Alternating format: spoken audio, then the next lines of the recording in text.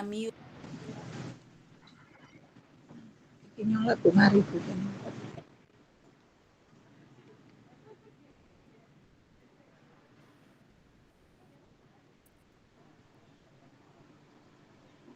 sampaikan.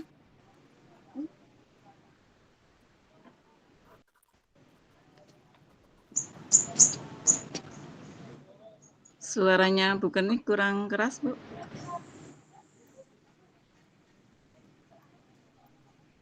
Tes. Masuk? Ya, sudah masuk. Sudah masuk. Silakan. Sudah bisa mulai belum, Bu Har?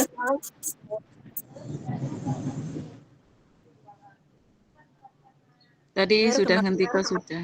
Sudah ngentikal sudah. Sudah ya. Mohon maaf Ibu, ini baterai saya tinggal 19%, Mbok nanti mati saya. Pamit karena di dinas nggak bawa power bank. Iya, Bu, monggo. Mulai mawon nggih.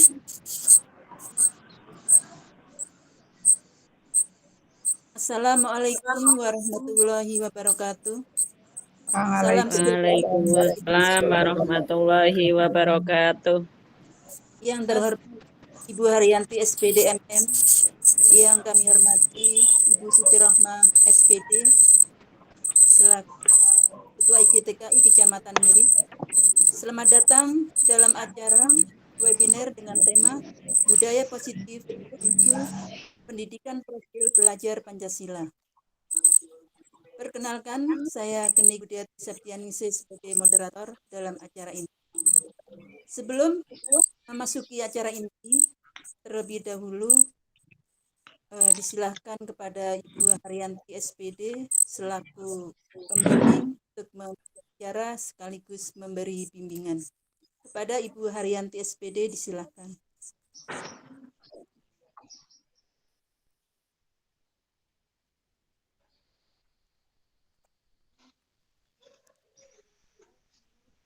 Bu Har.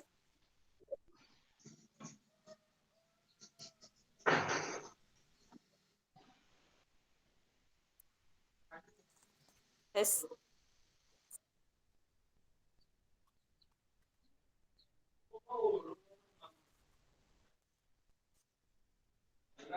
Bu Haryanti disilahkan.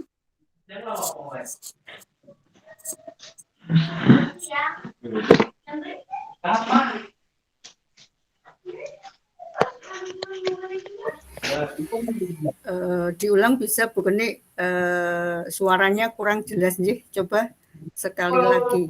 Ya, silakan. Sebelum acara inti kita mulai, terlebih dahulu kepada Ibu Haryanti SPD MM disilahkan untuk membuka acara sekaligus memberi pengarahan. Terima kasih. Terima kasih untuk waktu yang diberikan kepada diri saya. Assalamualaikum warahmatullahi wabarakatuh. Waalaikumsalam warahmatullahi wabarakatuh. Bagaimana kabar ibu-ibu, sehat? Alhamdulillah sehat walafiat. Ibu-ibu hebat di sini, marilah sebelum kita mulai tadi belum berdoa ya. Tidak apa-apa, kita mulai dulu berdoa supaya webinar ini berjalan dengan lancar, tidak ada halangan suatu apapun. Kita sama-sama berdoa ya, berdoa menurut agama kepercayaan masing-masing, berdoa mulai.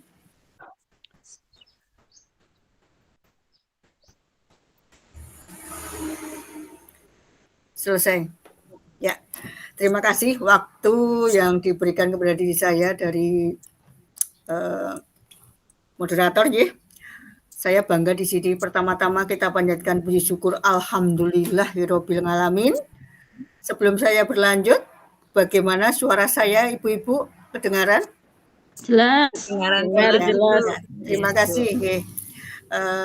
Pertama kita panjatkan puji syukur alhamdulillahirabbil alamin karena kita masih diberi kenikmatan, kesehatan, kesempatan oleh Allah Subhanahu wa taala dalam rangka mengikuti webinar dari narasumber teman kita yang hebat, Ibu Istiqomah Azizah, Magister Pendidikan ya. Kita dukung, kita motivasi Yang penting oke lah untuk Bu Azizah. Yang kedua, sholawat dan salam marilah kita sanjungkan kepada junjungan kita Nabi Agung Muhammad Sallallahu Alaihi Wasallam yang kita nantikan syafaatnya di yaumil kiamah nanti. Yang nomor 3, ibu-ibu, terima kasih hari ini kita diberi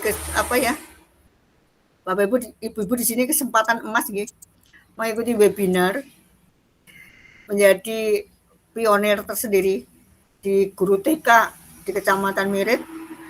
Ibu Azizah sudah mengembangkan dirinya untuk menjadi sebagai narasumber dalam webinar ini. Saya harapkan ibu-ibu yang lain juga mengikuti jejaknya. Karena sekarang kita tidak melihat siapa yang memberi sumbernya siapa, tapi apa isi dari apa yang kita nantikan nanti. Oke, ibu-ibu, yang penting ibu-ibu di sini mengikuti dengan tekun, silahkan dengan judul budaya positif, apapun hasilnya nanti dari Bu Azizah sebagai narasumber menjadi acuan, menjadi literasi, menjadi penyemangat, penambah ilmu bagi ibu-ibu di sini, serta saling belajar bersama. Nanti mungkin ada sesi tanya jawab dan sebagainya, silahkan mengikuti dengan aktif. Insya Allah ilmu ini tidak akan hilang. Semakin Bapak ibu-ibu di sini semakin tambah ilmu, ternyata semakin kita itu tidak ada apa-apanya. Semakin kita ke dunia luar yang sangat luas, ternyata kita itu jauh lebih berkurang. Nah, kalau sudah seperti itu kita nikmati saja. Maka kita tidak akan menjadi manusia yang takabur. Begitu nggih? Selamat berwebinar.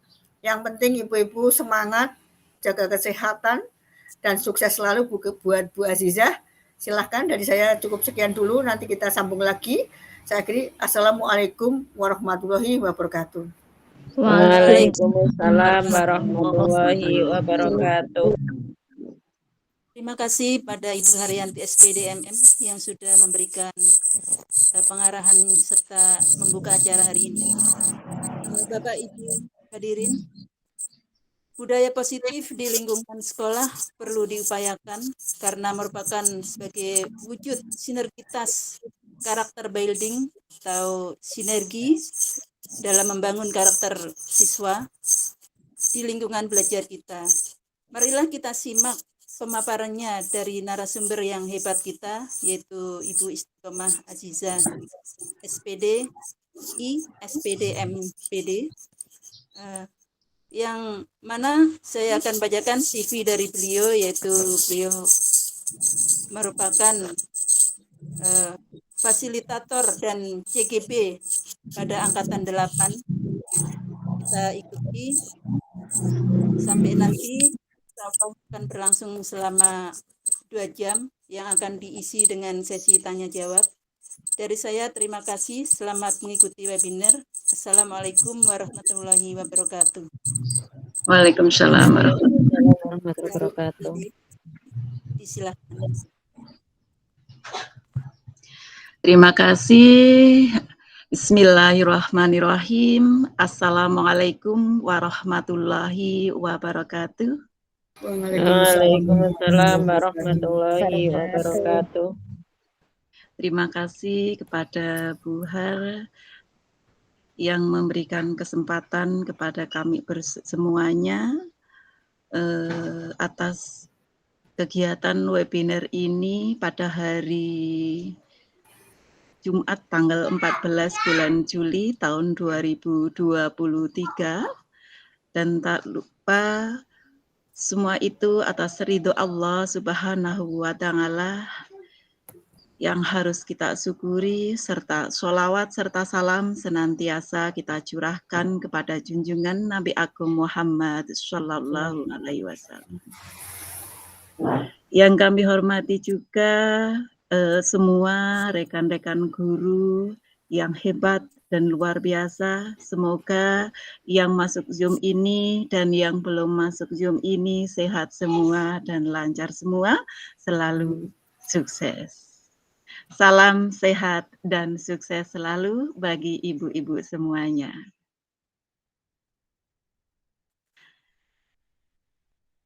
Gimana kabarnya Bapak Ibu? Sehat? Alhamdulillah sehat. Alhamdulillah. Terima kasih atas partisipasinya. Saya izin share screen.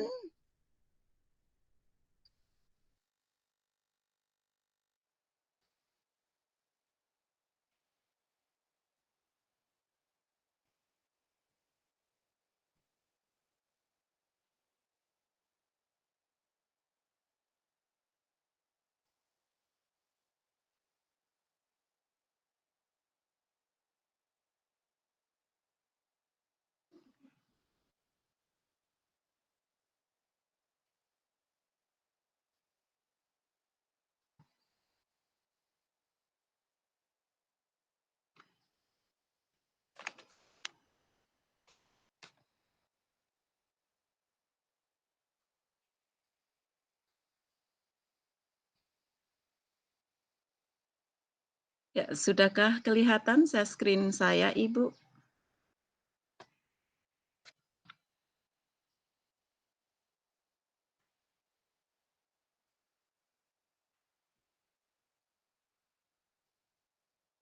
Hilang lagi. Oh ya, sebentar lagi proses. Sudahkah kelihatan sekarang? Sudah. Baik. Gimana? Sudah jelas? Jelas, pakai kacamata. Baik, terima kasih ibu-ibu semuanya. Mari hari ini, mari berbuat kebajikan. Saya akan sedikit berbagi ilmu tentang modul 1.4 dari program pendidikan guru penggerak, yaitu budaya positif menuju pendidikan profil pelajar Pancasila.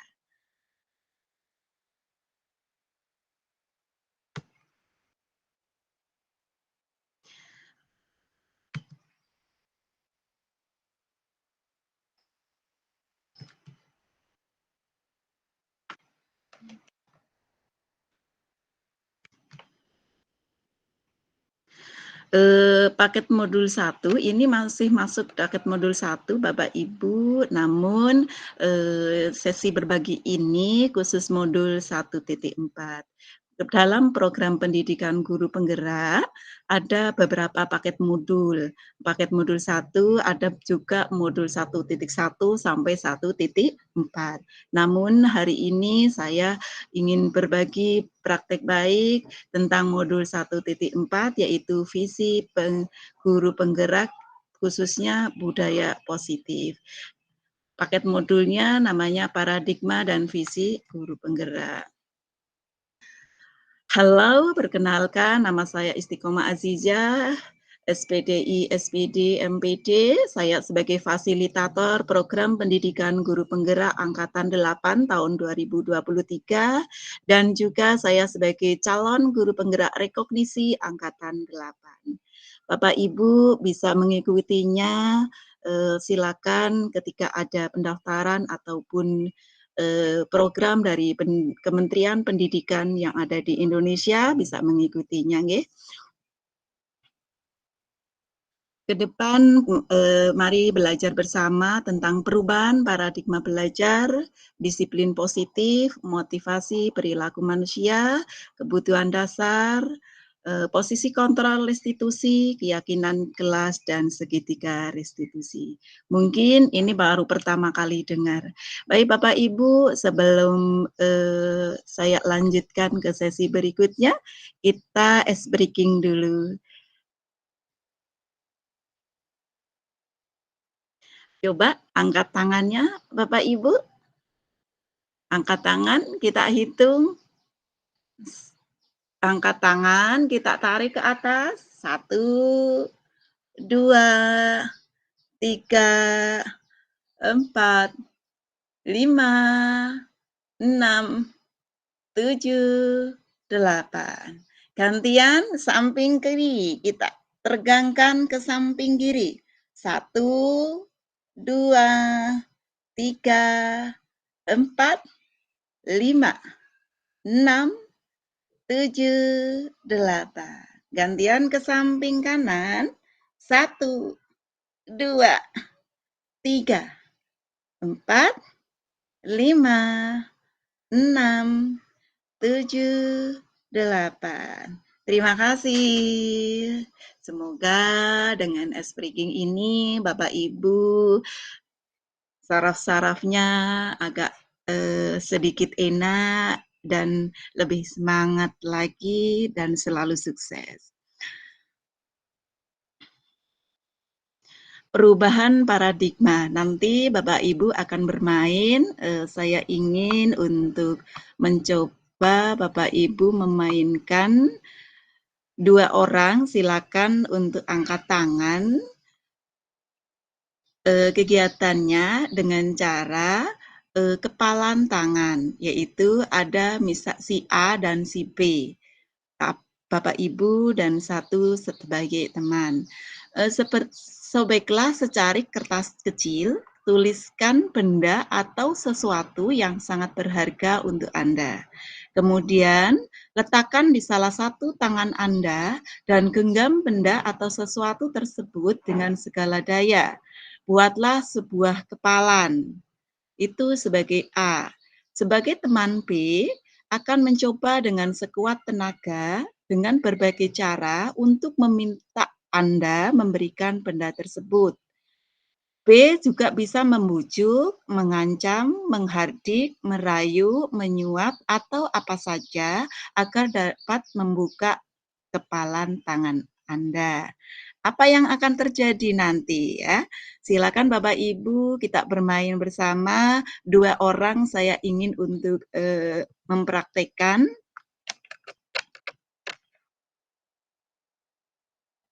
Silakan angkat tangan yang ingin mempraktekkan.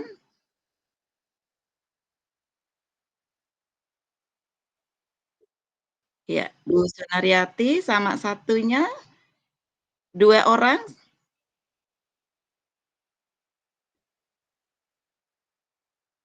Jadi satu membuat tulisannya bebas, terserah Ibu, kemudian dikepal. Teman satunya merayu bagaimana caranya biar genggaman yang dikepal itu untuk berhasil dibukanya. Silakan. Bu Sunaryati sama siapa ini yang ingin bermain?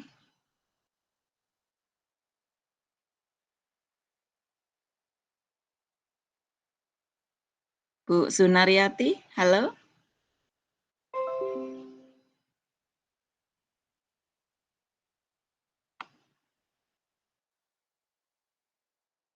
Bu Sunaryati sama Bu Wasira, silakan Bu Wasira untuk mencoba bermain.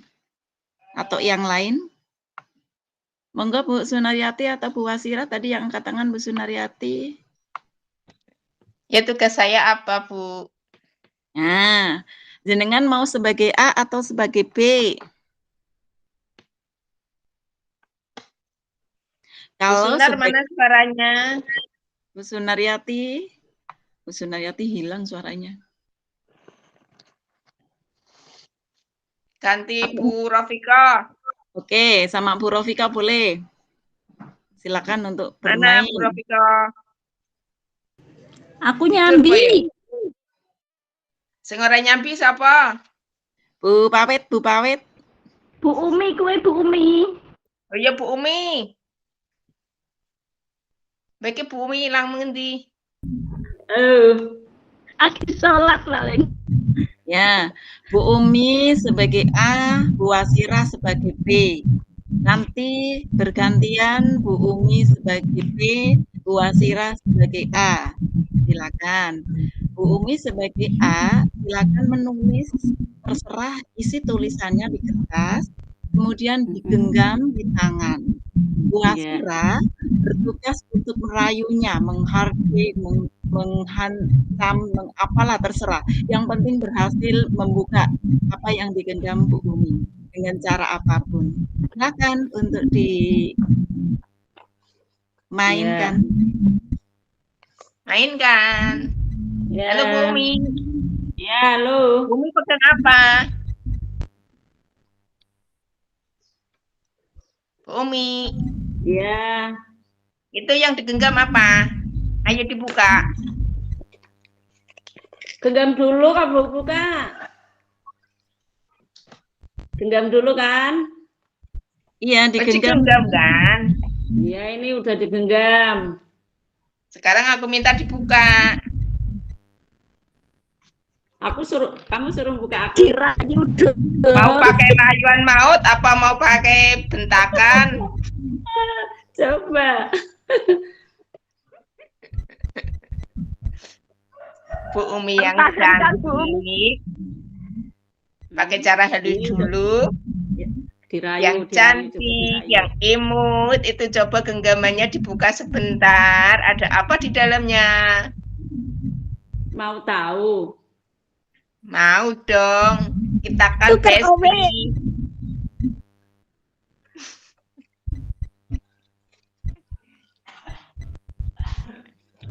Apakah itu Mana tulisannya?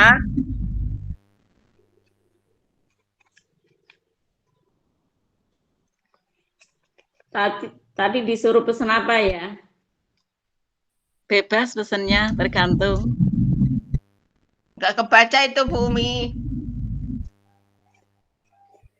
Siang-siang biar tidak ngantuk pesennya.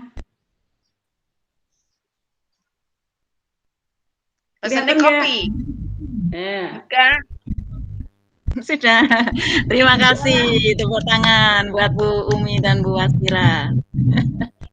Ya, silakan bergantian. Sekarang Bu Umi yang merayunya, Bu Wasira yang menggenggam tulisannya seolah-olah itu barang antik buat Bu Wasira dan berusaha Bu Wasira menggenggam tangannya sampai dengan tidak ada yang boleh berhasil merayunya genggaman Bu Wasira karena itu jangan hidup ataupun suatu intan bagi Bu Wasira. Ya, silakan sekarang praktikkan Bu Wasira sebagai A, Bu Umi sebagai B.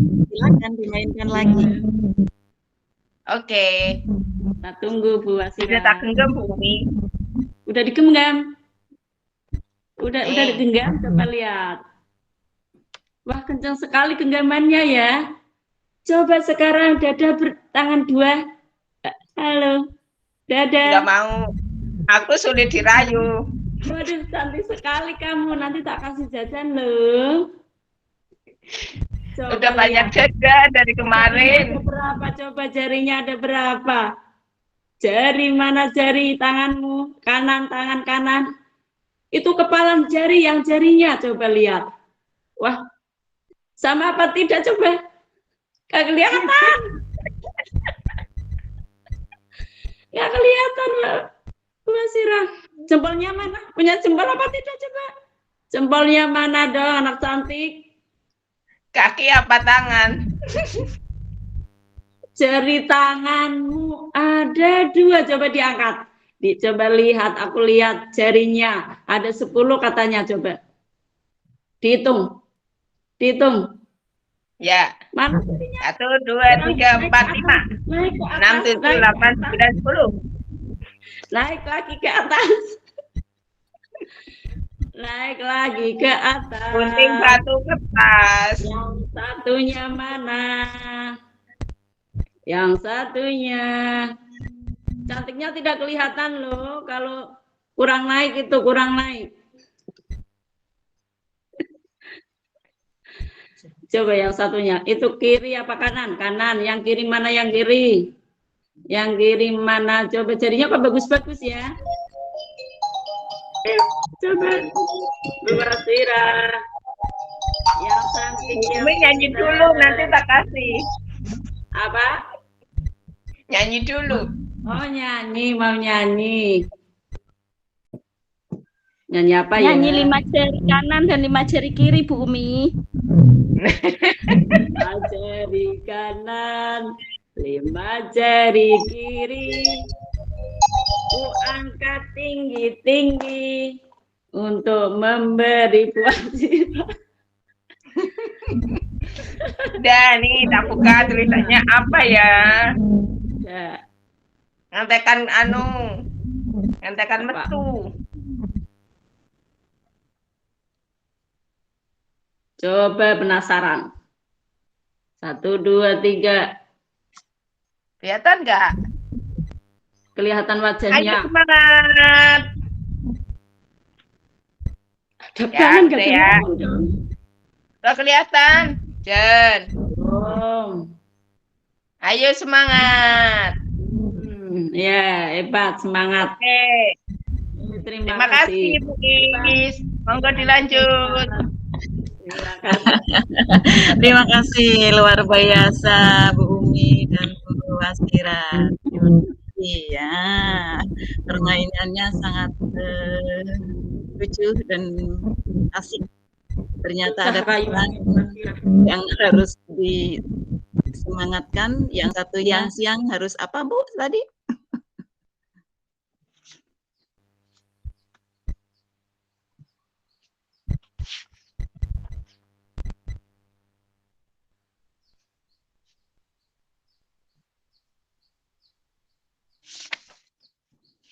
Gimana? Saya izin share screen lagi.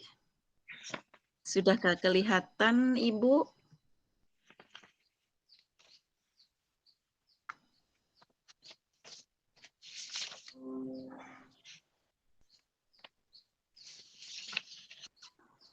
Baik, tadi sudah dimainkan.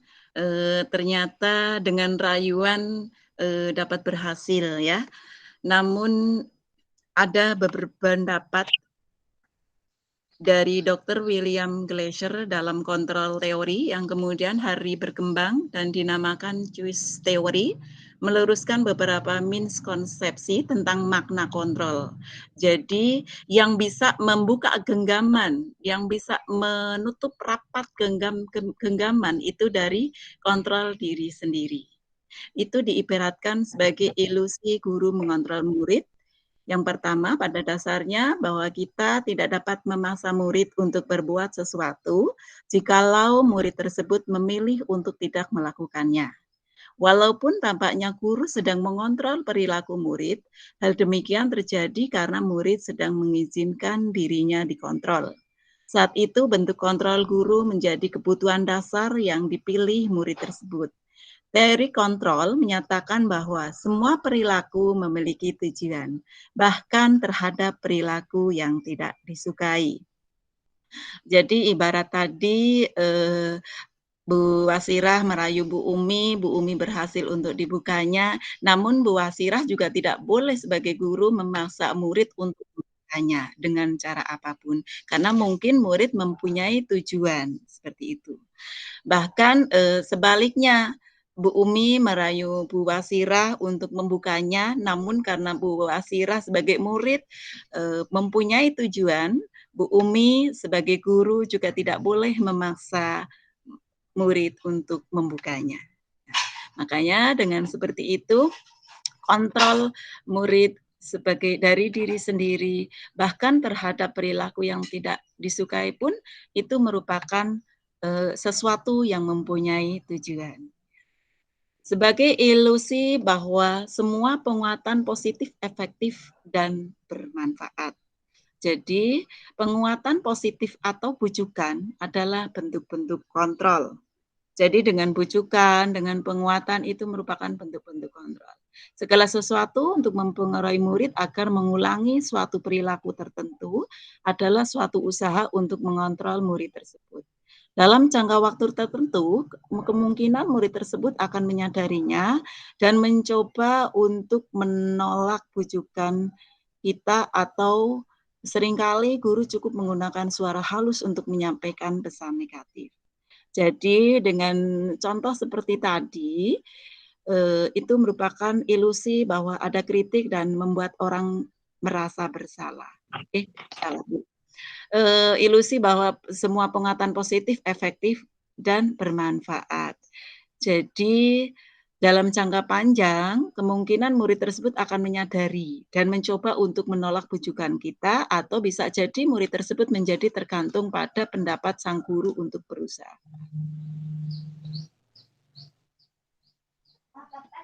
Yang ketiga, jika ilusi itu sebagai kritik dan membuat orang merasa bersalah, dapat menguatkan karakter. Dengan menggunakan kritik dan rasa bersalah untuk mengontrol murid menuju pada identitas gagal, mereka belajar untuk merasa buruk tentang diri mereka. Mereka mengembangkan dialog diri yang negatif. Kadangkala sulit bagi guru untuk mengidentifikasi bahwa mereka sedang melakukan perilaku ini karena seringkali guru cukup menggunakan suara halus untuk menyampaikan pesan negatif.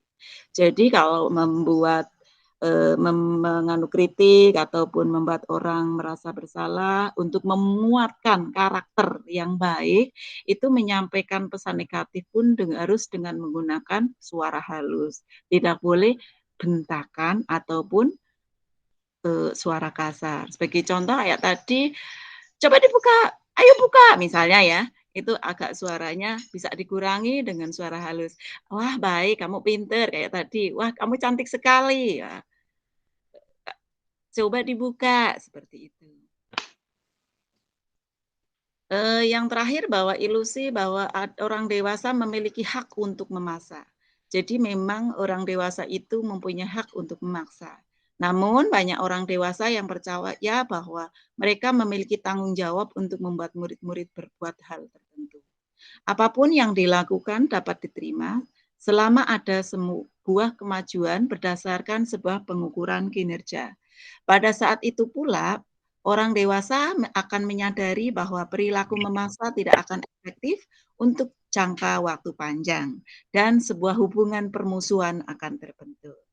Jadi memang orang dewasa itu punya hak untuk memaksa ibu, namun tidak akan efektif untuk jangka waktu panjang dan akan menimbulkan suatu permusuhan. Ya.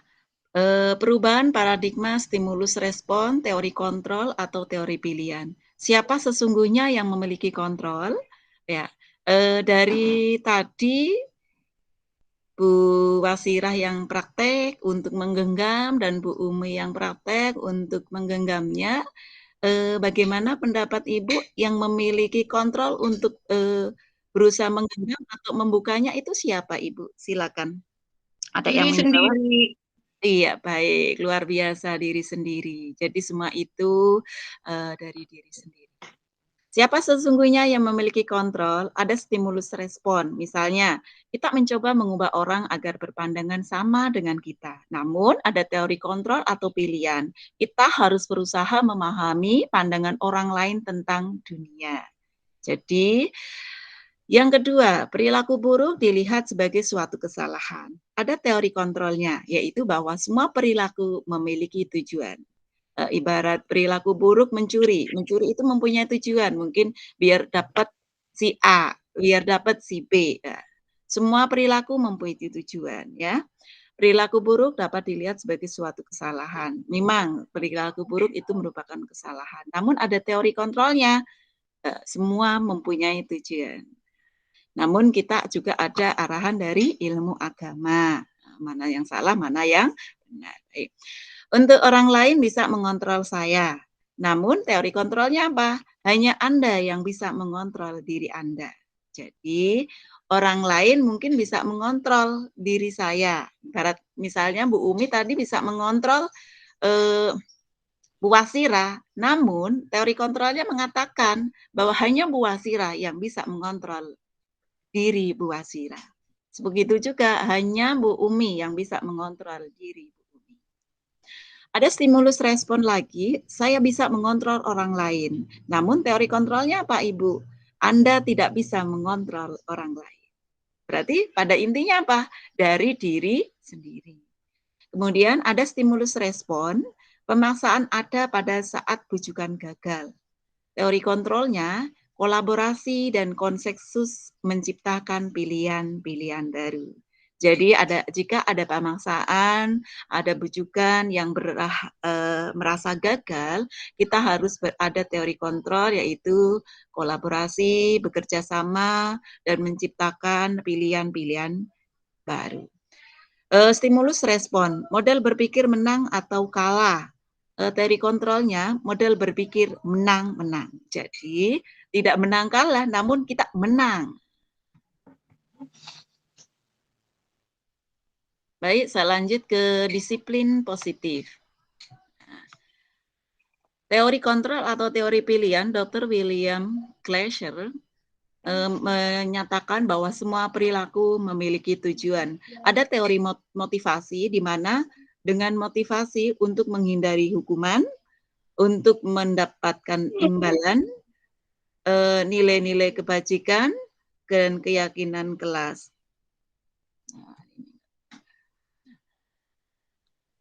Modal berpikir menang-menang, adanya kolaborasi dan konsensus menciptakan pilihan-pilihan baru. Realisasinya, ada kebutuhan, kita berbeda. Kita berusaha memahami pandangan orang lain tentang dunia, setiap orang memiliki gambaran berbeda. Ada 5 posisi kontrol untuk mengatur motivasi, yaitu adanya penghukum, pembuat rasa bersalah, teman, pemantau, manajer. Sebagai manajer, sebagai penghukum, teman, pemantau. Kalau kita sebagai guru, sebaiknya sebagai manajer. Jadi tidak sebagai teman, tidak sebagai pemantau. Manajer itu dua-duanya ibu, teman, pemantau. Bukan sebagai penghukum atau pembuat rasa bersalah. Ini kalau sebagai manajer ini sudah bagus ibu. Namun kadang ada yang kita sebagai guru bisa sebagai penghukum, sebagai pembuat rasa bersalah, atau sebagai teman, atau sebagai pemantau. Nah, di 1 sampai nomor 4 ini ada sisi negatifnya dan ada sisi positifnya. Namun yang positif, banyak positifnya itu di sesi manajer. Di sesi manajer itu saling untuk menghargai diri sendiri. Dari menghargai diri sendiri akan mendapatkan nilai-nilai kebajikan universal, yaitu dengan membuat keyakinan kelas. Ada segitiga restitusi untuk menstabilkan identitas, kemudian validasi kebutuhan, menanyakan keyakinan. Manusia itu kalau menurut teori kontrol itu mempunyai 5 kebutuhan dasar manusia, yaitu manusia bertahan hidup, mempunyai penguasaan, kasih sayang dan rasa diterima, kesenangan dan kebebasan. Jadi manusia itu butuh untuk bertahan hidup, Ibu, untuk memiliki penguasaan, jadi menguasai segalanya. Ya, segalanya itu bukan yang melampaui dari Allah ya, maksudnya segalanya di sini masih batas manusia, Bu. Kasih sayang dan rasa diterima. Jadi kasih sayang, rasa diterima itu merupakan suatu kebutuhan dasar manusia. Jadi kalau manusia ada kasih sayang, itu wajar Ibu. Kalau bukan nggak ada kasih sayang, kasihan Ibu. Kesenangan, jadi manusia juga punya kesenangan. Misalnya, oh saya senangnya jalan-jalan, oh saya senangnya membaca, oh murid ini senangnya menulis, oh murid ini senangnya menggambar. Kebebasan. Ada murid yang suka juga bebas. Jadi kebutuhan dasar manusia ada 5. Saya akan sedikit makna disiplin. Apakah makna disiplin? Disiplin ini berasal dari bahasa Latin yaitu disiplina yang artinya belajar. Makna asal dari kata ini berkonotasi dengan disiplin diri dari murid-murid sekolah Sokrates dan Plato. Disiplin diri membuat orang menggali potensinya menuju sebuah tujuan apa yang dihargai. Namun dalam budaya kita, makna kata disiplin telah berubah menjadi sesuatu yang dilakukan seseorang pada orang lain untuk mendapatkan kepatuhan. Kecenderungan umum adalah menghubungkan kata disiplin dengan ketidaknyamanan, bukan dengan apa yang kita hargai atau pencapaian suatu tujuan mulia. Dari sini makna disiplin itu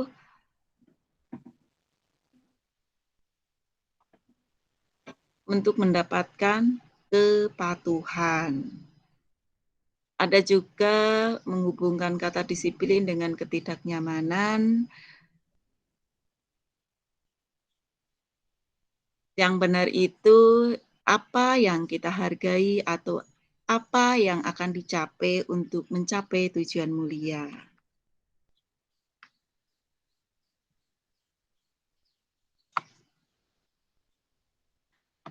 Menurut Bapak Ki Hajar Dewantoro sebagai Bapak Pendidikan kita menyatakan bahwa di mana ada kemerdekaan, disitulah harus ada disiplin yang kuat. Sungguh pun disiplin itu bersifat self-disiplin, yaitu kita sendiri yang mewajibkan kita dengan sekeras-kerasnya, tetapi itu sama saja. Sebab jikalau kita tidak cakap melakukan self-disiplin, wajiblah penguasa lain mendisiplin diri kita. Dan peraturan demikian itulah harus ada di dalam suasana yang merdeka. Ini dikutip oleh di buku Ki Hajar Dewantoro, Pemikiran Konsepsi Keteladanan Sikap Merdeka, cetakan kelima tahun 2013, halaman 470. Di situ Ki Hajar Dewantoro menyatakan bahwa untuk mencapai murid yang merdeka, syarat utamanya adalah harus ada disiplin yang kuat. Jadi disiplin yang dimaksud adalah disiplin diri yang memiliki motivasi internal. Jika kita tidak memiliki motivasi internal, maka kita memerlukan pihak lain untuk mendisiplinkan kita, yaitu motivasi eksternal. Karena berasal dari luar, bukan dari dalam diri sendiri. Jadi disiplin itu ada dua, Bapak Ibu, ada disiplin internal dan disiplin eksternal. Disiplin internal itu disiplin karena ada dorongan dari diri sendiri, sedangkan disiplin eksternal itu disiplin karena ada dorongan dari luar. Seperti itu. Nah, saya contohkan lagi.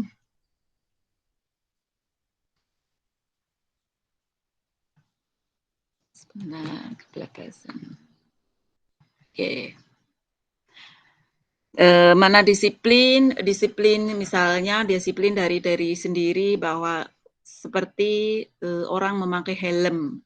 Orang memakai helm itu karena untuk tujuan keselamatan, makanya dia disiplin memakai helm, bukan hanya untuk tujuan mematuhi aturan lalu lintas. Namun dari diri sendiri biar selamat untuk memakai kendaraan, memakai helm. Itu contoh tujuan disiplin, karena kita tahu dengan memakai helm diri kita akan selamat ataupun sehat.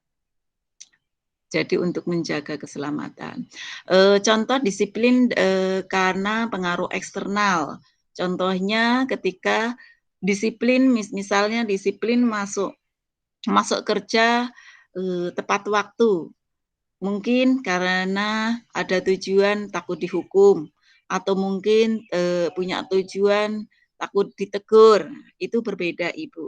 Nah, namun jika disiplin masuk tepat waktu karena punya tujuan ataupun dari dorongan diri sendiri, punya sebagai guru yang punya tanggung jawab, sebagai guru yang ingin mandiri, menjadi teladan, itu akan berbeda. Itu dari dorongan internal. Ya, disiplin tersebut mempunyai nilai-nilai kebajikan universal. Apa nilai kebajikan? Nilai kebajikan adalah sifat-sifat positif manusia yang merupakan tujuan mulia yang ingin dicapai setiap individu. Nilai tersebut bersifat universal dan lintas bahasa, lintas bangsa, agama maupun latar belakang. Setiap perilaku atau perbuatan memiliki suatu tujuan. Itu kalau menurut Dr. William Glasser pada teori kontrol tahun 1984. Dengan mengaitkan nilai-nilai kebajikan yang diyakini seseorang, maka motivasi instriknya akan terbangun, sehingga menggerakkan motivasi dari dalam untuk dapat mencapai tujuan mulia yang diinginkan. Nilai-nilai kebajikan yang ingin dicapai oleh setiap anak Indonesia kita kenal dengan profil pelajar Pancasila. Apa itu profil pelajar Pancasila? Profil pelajar Pancasila meliputi beriman, bertakwa kepada Tuhan Yang Maha Esa dan berakhlak mulia, kemudian bersikap mandiri, bernalar kritis, berkebinekaan global, bergotong royong, dan kreatif. Teori motivasi perilaku manusia. Jadi manusia itu punya motivasi, ada teorinya, Ibu. Yang pertama, untuk menghindari ketidaknyamanan atau hukuman, apa yang akan terjadi apabila saya tidak melakukannya. Itu merupakan teori motivasi eksternal. Saya contohkan tadi yang disiplin karena mungkin takut dihukum, karena tidak nyaman, takut ditegur dengan orang, ataupun diomong dengan teman, itu termasuk motivasi eksternal. Yang kedua, untuk mendapatkan imbalan dari orang lain atau institusi. Apa yang akan saya dapatkan apabila saya melakukannya? Itu juga motivasi eksternal. Contohnya, ketika misalnya, wah saya mau masuk disiplin karena nanti saya dapat hadiah. Wah, itu masuk motivasi eksternal. Teori motivasi yang ketiga, untuk menghargai diri sendiri. Jadi, saya akan menjadi orang yang seperti apa bila saya melakukannya. Motivasi internal, tujuan disiplin positif. Jadi, misalnya, wah saya masuk kerja tepat waktu karena saya ingin menghargai diri saya sendiri. Seperti itu. Ya. Dihukum oleh penghargaan. Jadi ada hukuman karena penghargaan ya. Bahwa penghargaan berlaku sama dengan hukuman. Dalam arti meminta atau membujuk seseorang melakukan sesuatu untuk memenuhi suatu tujuan tertentu dari orang yang meminta atau membujuk. Dorongannya eksternal dan ada faktor ketergantungan. Beberapa dampak dari pemberian penghargaan menurut Alficon tahun 1993 itu ada beberapa pengaruh jangka pendek dan jangka panjang.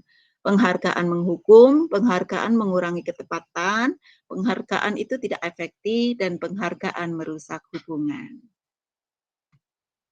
Bentuk program kebajikan atau apresiasi. Dalam memberikan apresiasi ataupun pengakuan perlu diingat beberapa hal. Yang pertama, beri dukungan secara khusus, kemudian beri pengakuan secara pribadi, beri pengakuan kepada semua murid secara bergantian, beri pengakuan secara konsisten, fokus pada proses. Contoh pengakuan atau apresiasi kebajikan. Sebagai pembuka, kemarin saya perhatikan nilai kebajikannya, saya rasa empatimu besar sekali. Situasinya apa? Pada saat menolong murid baru di kelas kita. Itu contohnya. Kemudian saya menghargai. Nilai kebajikannya apa? Peduli, kepedulian ya. Situasinya pada saat kamu membantu teman-temanmu di tugas kelompok. Terima kasih untuk, misalnya terima kasih untuk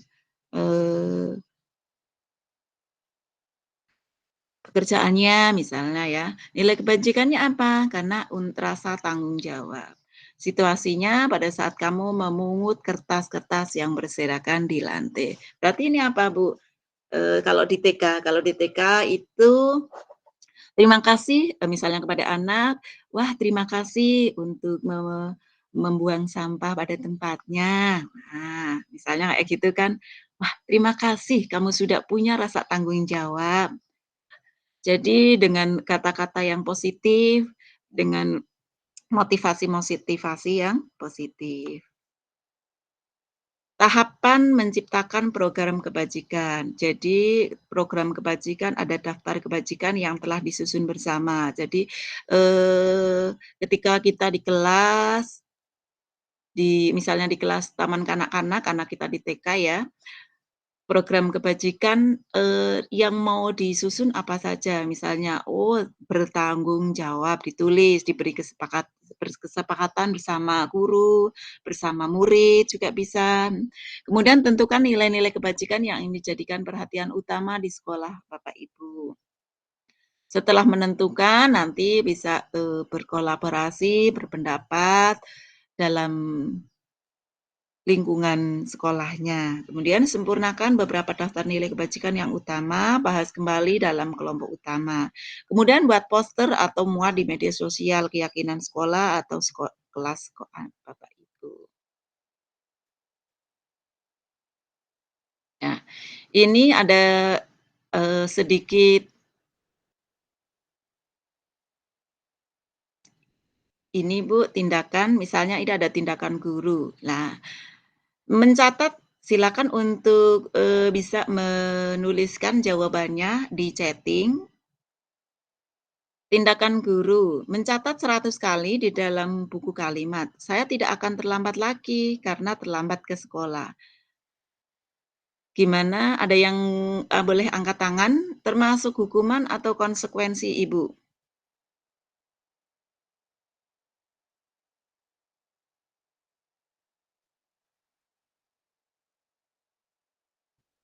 Mencatat 100 kali di dalam buku kalimat, saya tidak akan terlambat lagi karena terlambat ke sekolah. Termasuk hukuman atau konsekuensi? Bu Haryani atau yang lain, silakan.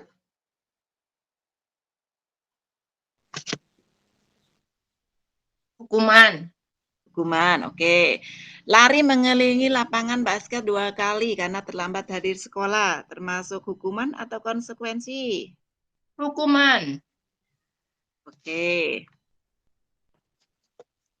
Lalu murid yang lain boleh, yang nggak bersuara boleh menuliskan jawabannya di chatting ya, di chatting Zoom. Murid diminta untuk push up 15 kali karena tidak menggunakan masker ke sekolah. Termasuk hukuman atau konsekuensi, Ibu? Yang lain tidur, Pak Yo.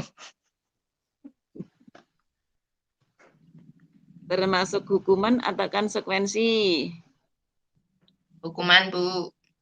Baik. Hukuman. Nah,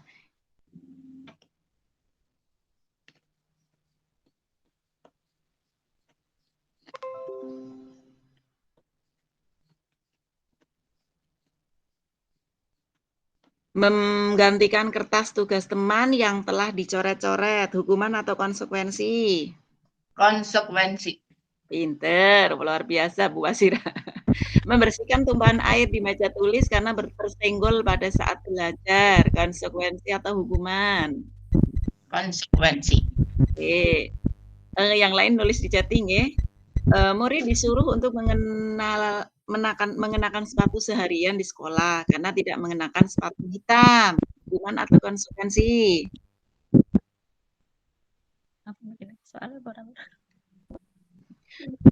Hukuman. Hukuman. Lari mengelilingi lapangan basket 2 kali karena terlambat 10 menit. Udah, hukuman atau konsekuensi? Hukuman. Hukuman. Baik. Ini Bapak Ibu. Jadi mencatat 100 kali ini jawabannya, nggih.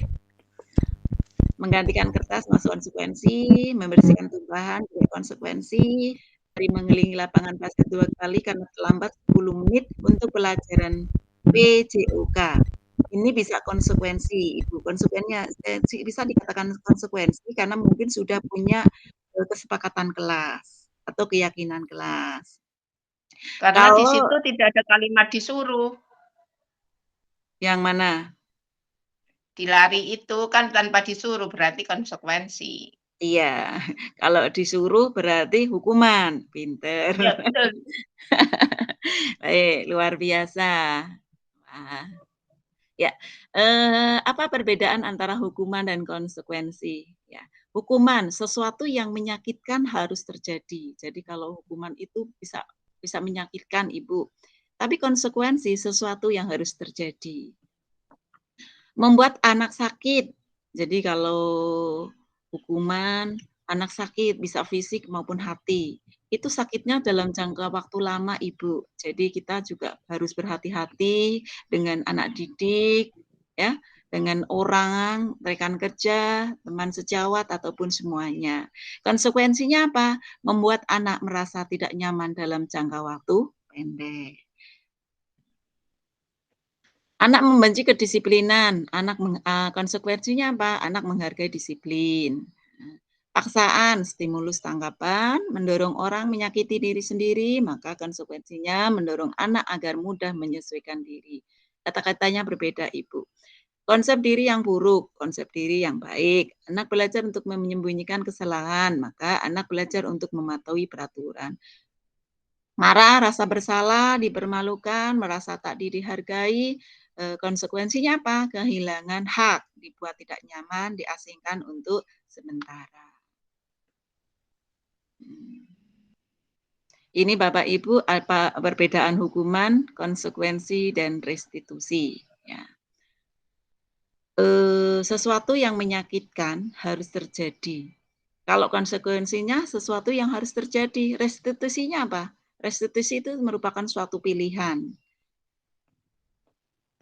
Jika ada hukuman tidak nyaman untuk murid atau anak untuk jangka waktu panjang, konsekuensinya tidak nyaman untuk anak jangka waktu pendek.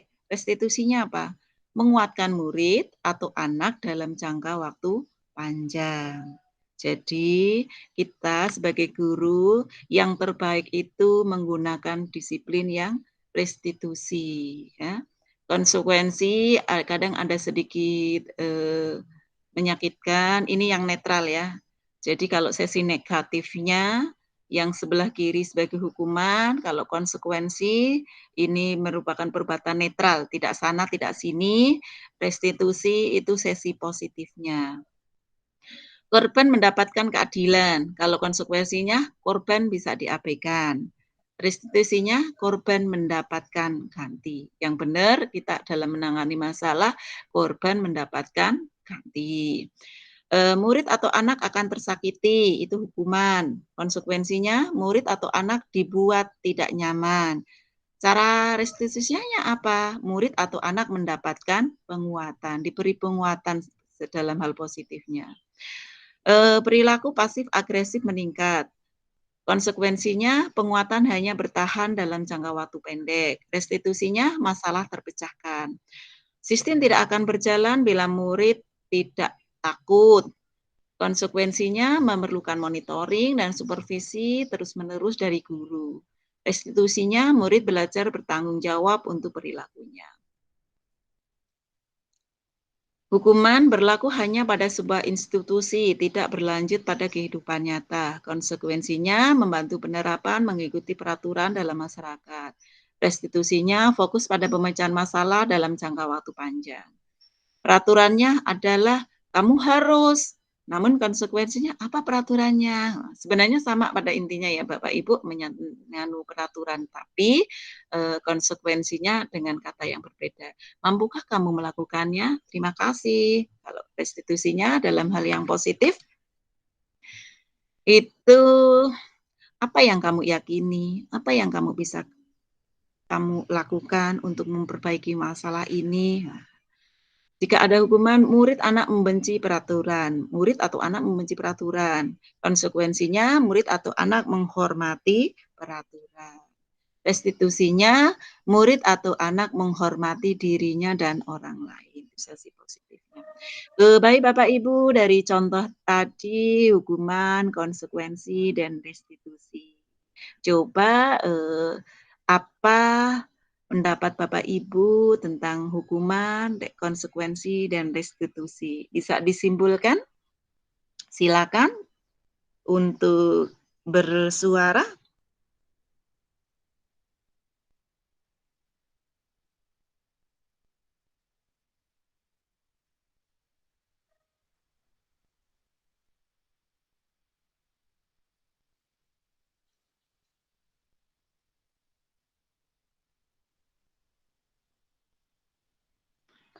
Baik Bapak Ibu, gimana ini?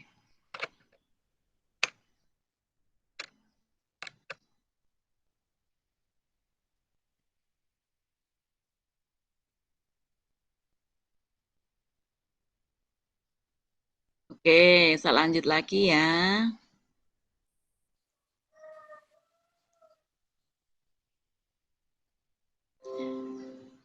Saya lanjut lagi, apa itu restitusi?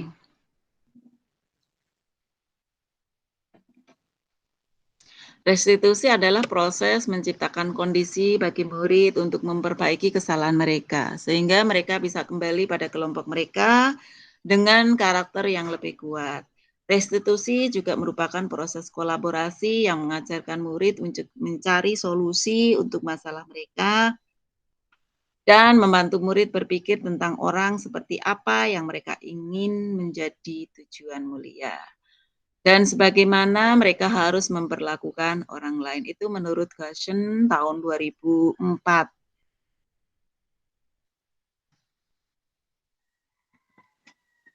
Ciri-ciri restitusi. Ada 9 ciri restitusi Bapak Ibu. Yang pertama, bukan untuk menebus kesalahan, namun untuk belajar dari kesalahan. Kemudian untuk memperbaiki hubungan, tawaran atau bukan paksaan. Restitusi juga menuntun untuk melihat ke dalam diri, mencari kebutuhan dasar yang mendasari tindakan. Restitusi diri adalah cara yang paling baik. Restitusi fokus pada karakter bukan tindakan. Dan juga restitusi fokus pada solusi. Restitusi mengembalikan murid yang berbuat salah pada kelompoknya. Nah, sampai restitusi dulu, silakan untuk sesi tanya jawab. Saya kembalikan waktunya ke moderator.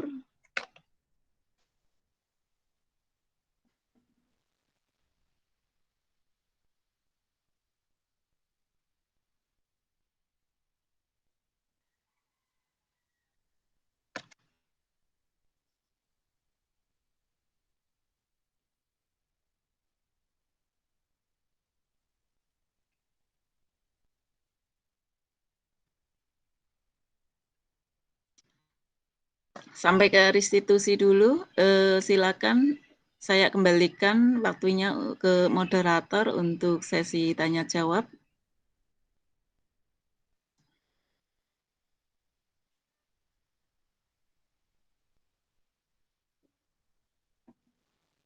Mikrofonnya Bu Kenik belum dibuka.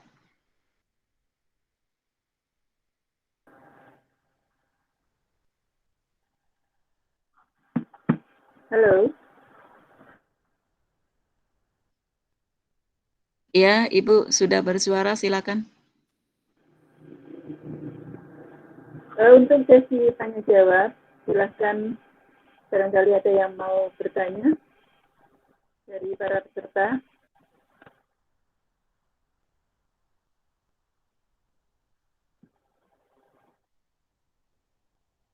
Bu Haryani mungkin.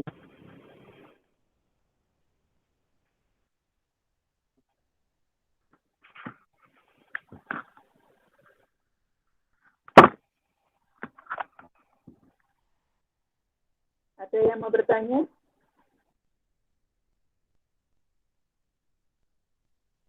Bu Arum angkat tangan, Bu Kenik. Ayo Bu Arum. Apa yang mau ditanyakan tentang hukuman atau konsekuensi mungkin?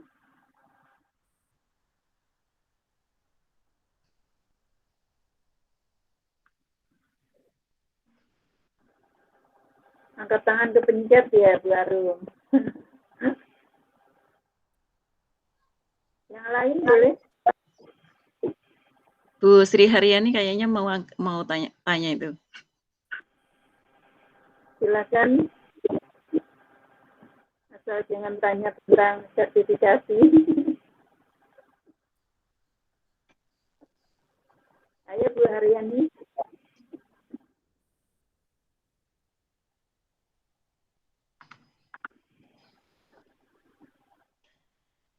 Dibuka kamera, dibuka mikrofonnya Bu Yani. Kalau mau tanya, nggak apa-apa, atau menanggapi boleh.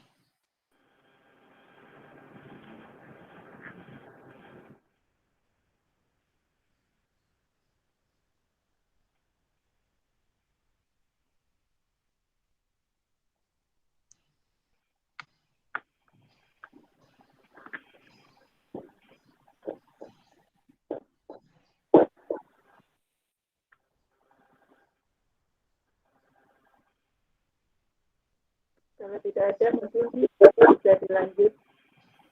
Baik, sampai sini. Kalau tidak ada, saya lanjut dulu untuk presentasinya.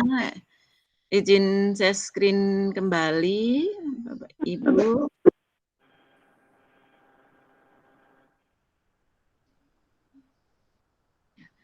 Bapak Ibu, silakan ya kalau mau bertanya ataupun berpendapat ataupun kita sharing bersama-sama. Tidak usah malu ataupun tidak usah takut ya, kita sama-sama belajar di sini. Silakan untuk dibuka mikrofonnya. Selanjut nggih, kalau nggak ada pertanyaan. Baik Bapak Ibu, kita mengenal peraturan dan keyakinan ya. Mengapa tidak peraturan saja? Mengapa harus keyakinan kelas ya? Mengapa kita memiliki peraturan harus menggunakan helm bila mengendarai kendaraan roda 2? Nah, yang kedua, mengapa kita memiliki peraturan 3M? Menggunakan masker, mencuci tangan, dan menjaga jarak 1,5 meter. Yang ketiga, mengapa kita memiliki peraturan harus datang tepat waktu pada saat mengikuti pelatihan? Untuk mendukung motivasi intriksi, kembali ke nilai atau keyakinan. Keyakinan lebih menggerakkan seseorang dibandingkan mengikuti serangkaian peraturan. Baik Ibu, coba Ibu siapa yang ingin mencoba menjawabnya dari pertanyaan 1 dulu. Mengapa kita memiliki peraturan harus menggunakan helm bila mengendarai kendaraan roda 2? Silakan. Untuk mencoba menjawab.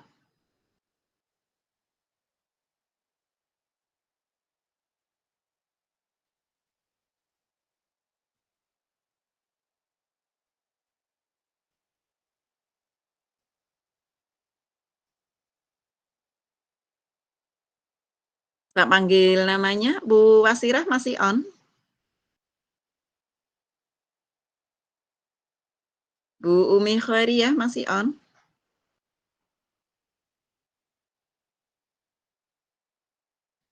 Ibu Haryani, boleh berkomentar Bu Haryani, silakan Bu Har. Bu Yani, Bu Haryani.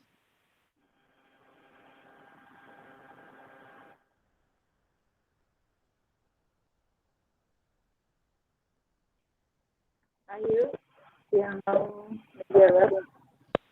Bu Rofika, silakan untuk berpendapat.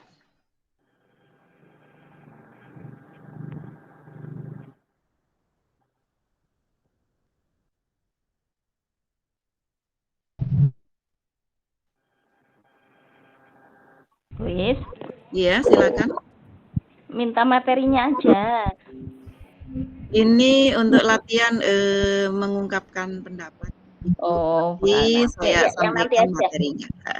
Yang nanti aja ya. Yang nanti aja.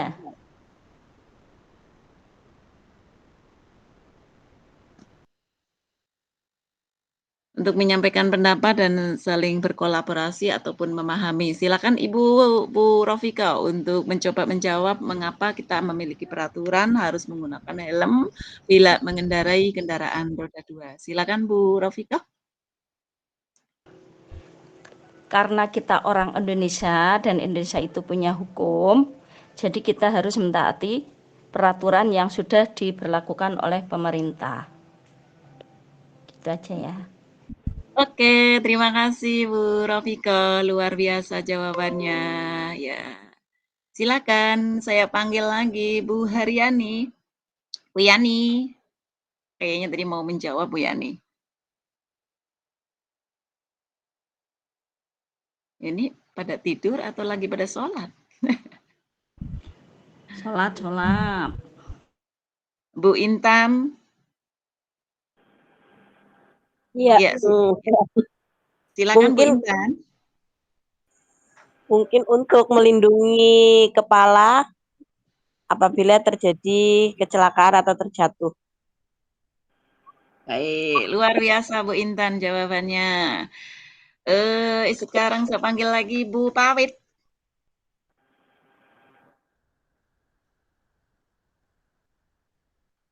Bu Pawit mendengar suara saya?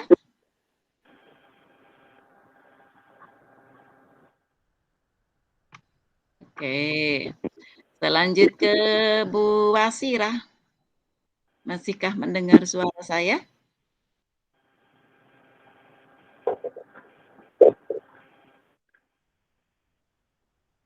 Baik, terima kasih jawabannya dari Bu Rofiko dan Bu Intan.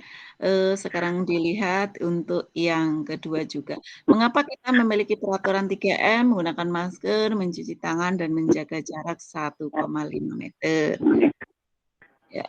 Kira-kira jawabannya apa, Ibu? Silakan untuk berpendapat. Ayo Ibu, boleh angkat tangan.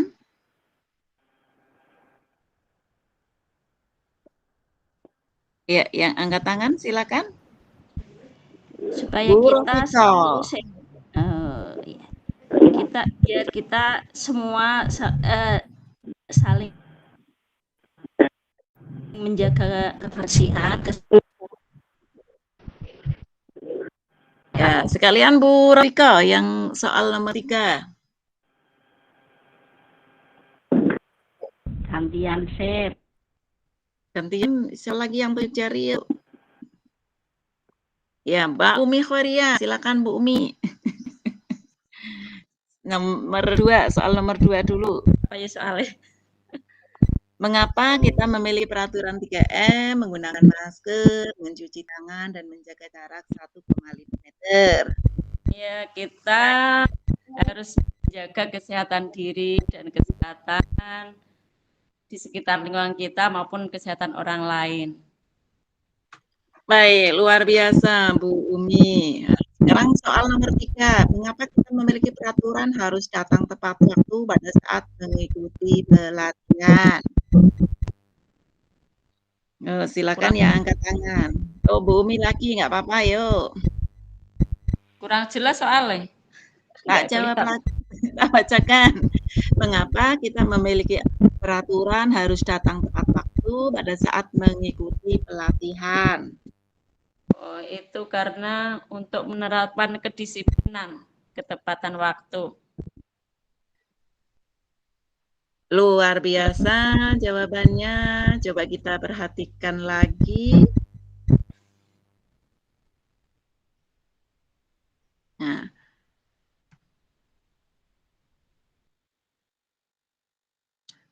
dari permasalahan tadi, itu ada suatu keyakinan kelas, di mana keyakinan itu merupakan nilai-nilai yang disepakati bersama dan dari dalam diri. Nah, dari permasalahan tadi, nilai-nilai itu mengandung nilai-nilai keselamatan atau kesehatan. Inilah yang kita sebut sebagai suatu keyakinan. Jadi karena kita yakin bahwa akan selamat atau sehat, ya tadi menggunakan helm, yakin dengan menggunakan helm menjaga kesehatan, menggunakan masker, cuci tangan juga menjaga kesehatan, keselamatan. Datang tepat waktu juga menjaga keselamatan ya, keselamatan dari omongan, keselamatan dalam bekerja ya. Itu merupakan suatu keyakinan, yaitu bahwa nilai kebajikan universal yang disepakati secara tersirat dan tersurat lepas dari latar belakang suku, negara, bahasa maupun agama. Nilai-nilai kebajikan bahwa menekankan pada keyakinan seseorang akan lebih memotivasi seseorang dari dalam. Seseorang akan lebih tergerak dan bersemangat untuk menjalankan keyakinannya daripada hanya sekedar mengikuti serangkaian peraturan tertulis tanpa makna. Murid-murid pun demikian, mereka pun perlu mendengarkan dan memahami arti sesungguhnya tentang peraturan yang diberikan, apa nilai kebajikan di balik peraturan tersebut, apa tujuan utamanya, dan menjadi tidak tertarik atau takut sehingga hanya sekedar mengikuti serangkaian peraturan yang mengatur mereka tanpa memahami tujuan mulia. Mohon izin Ibu, saya tak masukkan ini, ada yang masuk ke meeting, ke ruang ini, masuk, soalnya kalau lagi paparan tidak bisa membuka Zoom-nya Ibu, saya tak izin untuk ngadmin dulu.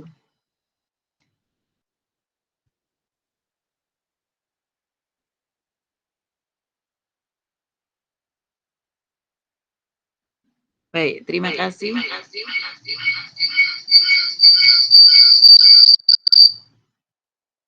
Terima kasih.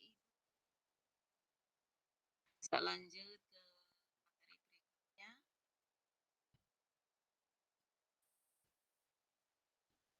Oke. Sudah.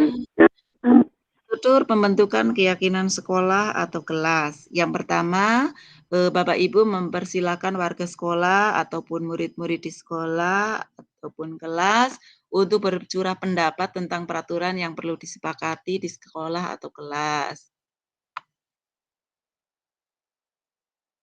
Yang kedua, mencatat semua masukan-masukan para murid atau warga sekolah di papan tulis atau di kertas besar, kertas ukuran poster, di mana semua anggota kelas atau warga sekolah bisa melihat hasil curah pendapat.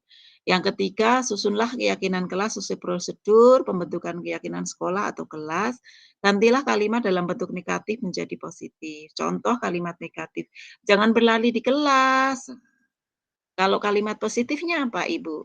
Berjalanlah di kelas. Jadi ketika anak-anak berlari di dalam kelas misalnya ya, lagi pembelajaran, anak-anak berlari di dalam kelas, Bapak Ibu guru tidak langsung jangan berlari di kelas, namun bisa diganti dengan kalimat positif, berjalanlah di kelas anakku, seperti itu.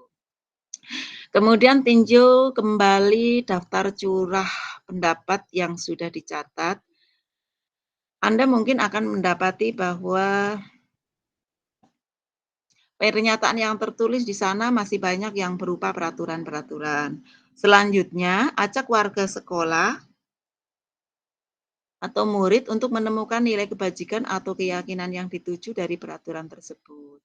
Contoh, berjalan di kelas, dengarkan guru, datanglah tepat waktu, berada di bawah satu payung, yaitu keyakinan. Jadi, kita menyampaikan sesuatu atau melakukan sesuatu karena keyakinan, yaitu untuk saling menghormati atau nilai kebajikan hormat. Keyakinan inilah yang dimasukkan dalam daftar untuk disepakati ke dalam kegiatan bersama. Tinjau ulang keyakinan sekolah atau kelas secara bersama-sama. Seharusnya setelah beberapa peraturan telah disatukan menjadi beberapa keyakinan, maka jumlah butir pernyataan keyakinan akan berkurang. Sebaiknya keyakinan sekolah atau kelas tidak terlalu banyak, bisa berkisar antara 3 sampai 7 prinsip atau keyakinan. Bila terlalu banyak, maka warga kelas akan sulit mengingatnya dan akibatnya sulit untuk dijalankan. Yang terakhir, nomor 6, setelah keyakinan sekolah atau kelas selesai dibuat, maka semua warga kelas dipersilakan meninjau ulang dan menyetujuinya dengan menandatangani keyakinan kelas atau sekolah tersebut, termasuk guru dan semua warga murid. Yang terakhir, keyakinan sekolah atau kelas selanjutnya bisa diletakkan di dinding kelas atau di tempat yang mudah dilihat oleh semua warga sekolah. Sama Bu, kalau di TK juga sama, kita membuat keyakinan kelas, bisa ditempelkan di ruang kelas. Contoh keyakinan kelas, ini contoh keyakinan kelas 1 Ibu. Misalnya, setiap anggota kelas perlu belajar. Nah, setiap anggota kelas perlu senang. Setiap anggota kelas perlu melakukan tugas.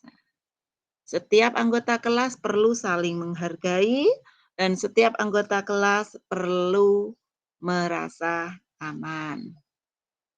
Contoh keyakinan kelas 5, selalu bersikap positif, senantiasa menjadi diri terbaik, percaya dan menghormati orang lain serta barang miliknya, berkomitmen terhadap setiap tugas atau senantiasa membantu.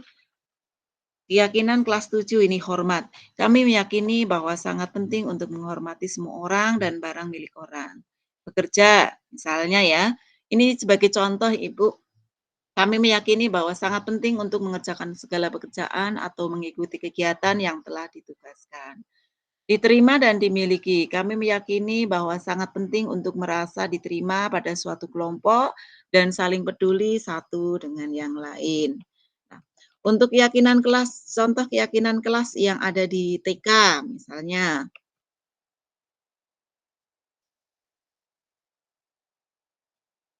Ucapkan salam kepada guru atau menjawablah salam dengan benar.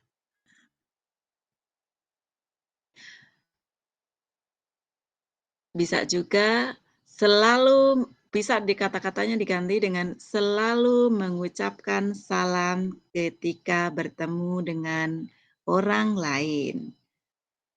Boleh juga senantiasa membuang sampah pada tempatnya. Nah, itu ya contoh keyakinan kelas yang bisa diterapkan di TK ya Bapak Ibu. Ada juga kami percaya bahwa permainan atau alat main akan dikembalikan di tempatnya. Atau boleh kami percaya bahwa tanggung jawab sangat berharga, misalnya seperti itu. Boleh juga kami senang jika anak-anak mengembalikan mainannya. Banyak sekali nggih Bapak Ibu untuk TK, insya Allah banyak contohnya. Mungkin ada dari pendapat yang lain untuk bisa memberi masukan selain itu yang Ibu guru atau Bapak guru silakan untuk bersuara.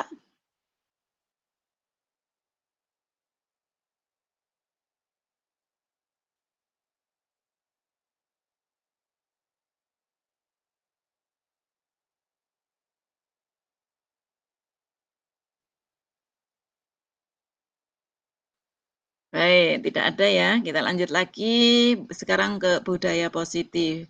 Budaya positif itu apa Ibu? Itu menciptakan lingkungan positif dengan membuat keyakinan kelas, peraturan kelas. Jadi yang lingkaran kecil kalau peraturan kelas lebih kecil dengan keyakinan kelas lebih besar lagi, lingkungan positif menjadikan budaya positif. Jadi pembiasaan budaya nggih.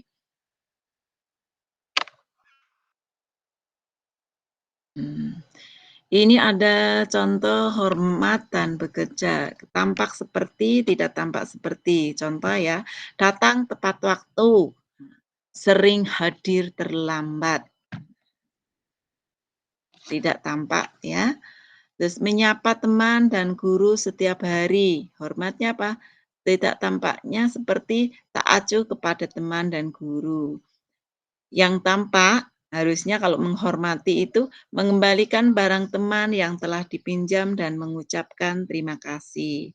Yang seharusnya tidak tampak, tidak mengembalikan barang yang telah dipinjam dan meletakkan sembarangan. Jadi dengan kata-kata yang bagus Bapak Ibu.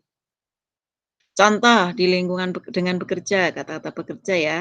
Misalnya, tekun bekerja dan menyimak guru. Yang tidak tampak seperti tidak mendengarkan guru dan acuh tak acuh, tugas tidak diberikan. Perbedaan peraturan dan keyakinan kelas Bapak Ibu. Kalau peraturan selalu dikembalikan buku ke tempatnya. Jika keyakinan kelas, karena dia yakin punya tanggung jawab, maka walaupun tidak ada aturan, dia akan mengembalikan buku di tempatnya. Contohnya ya. Dilarang mengganggu orang lain. Ada peraturan dilarang mengganggu orang lain. Tapi karena ada keyakinan bahwa kita harus saling menghormati orang lain.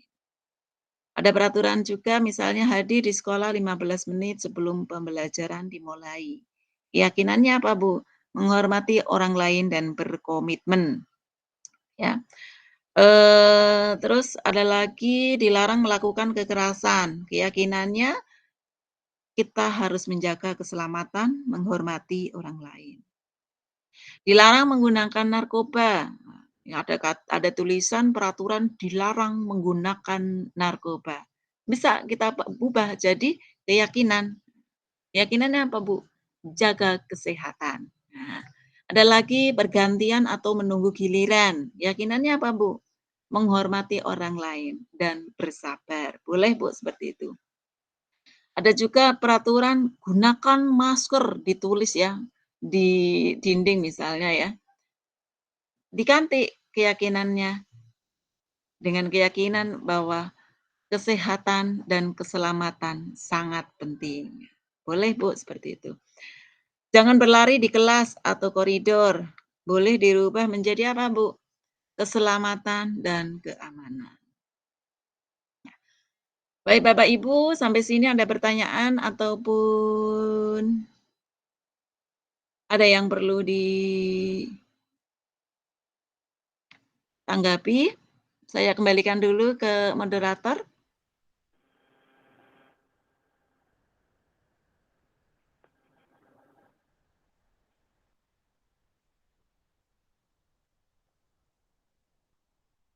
Oke, ada pertanyaan sebelum nanti ditutup.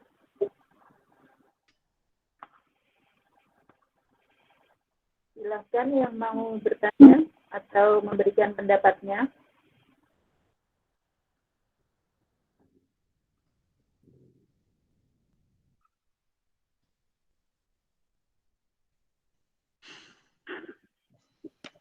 Halo.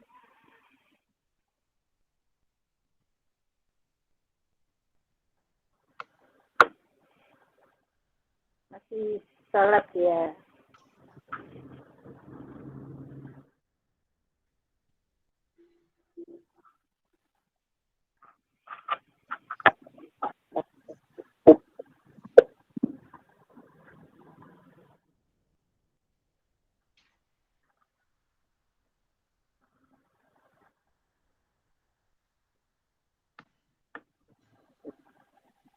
Masih ada waktu 15 menit.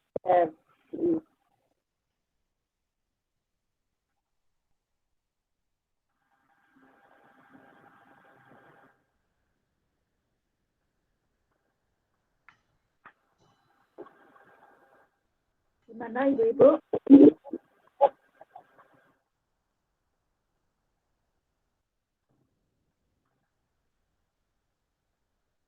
Silakan Ibu untuk bisa menanggapi atau ada yang bertanya. Kalau misalnya tidak, dilanjut aja gimana Bu Kenik? Ya bisa.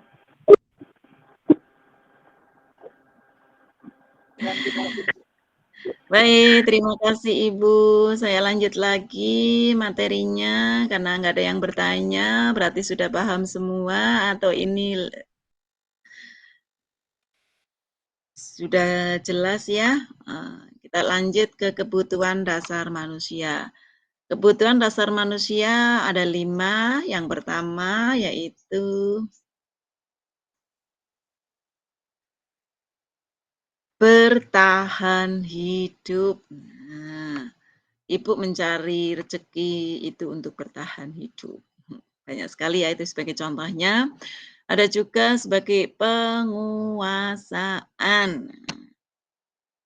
Manusia mempunyai penguasaan. Kasih sayang dan rasa diterima. Yang keempat, kesenangan. Yang kelima, kebebasan. Saya gambarkan ini kebebasan sebagai kupu-kupu yang bisa terbang. Jadi manusia itu punya kebebasan. Sama Bu, ketika murid, ketika guru, semua punya kebebasan.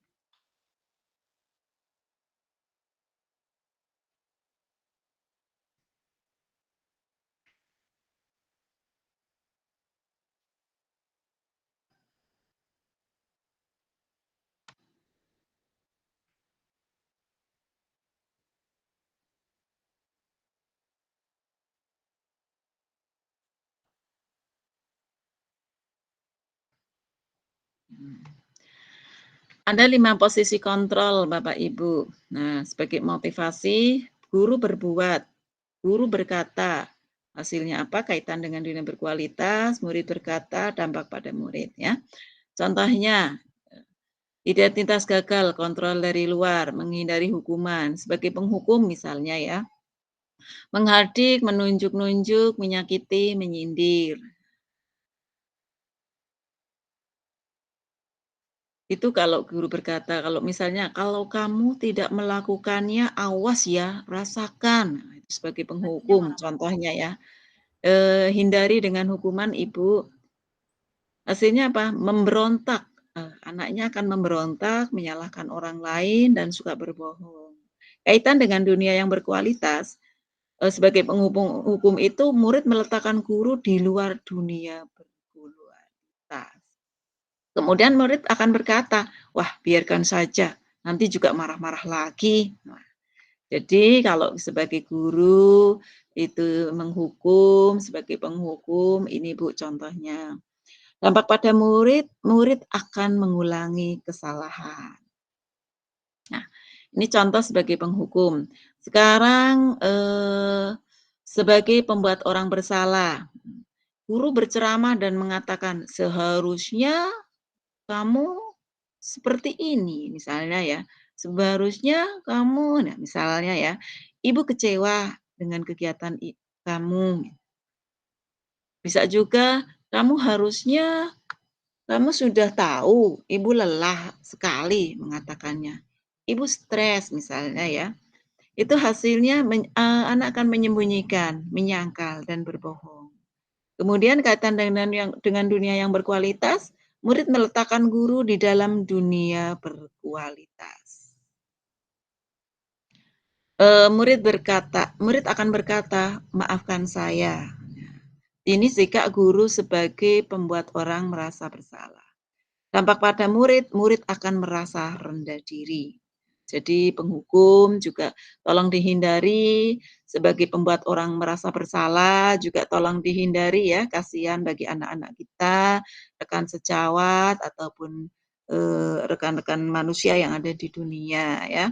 Karena manusia itu punya hati nurani, murid pun juga punya hati nurani yang perlu kita hormati, kita sayangi.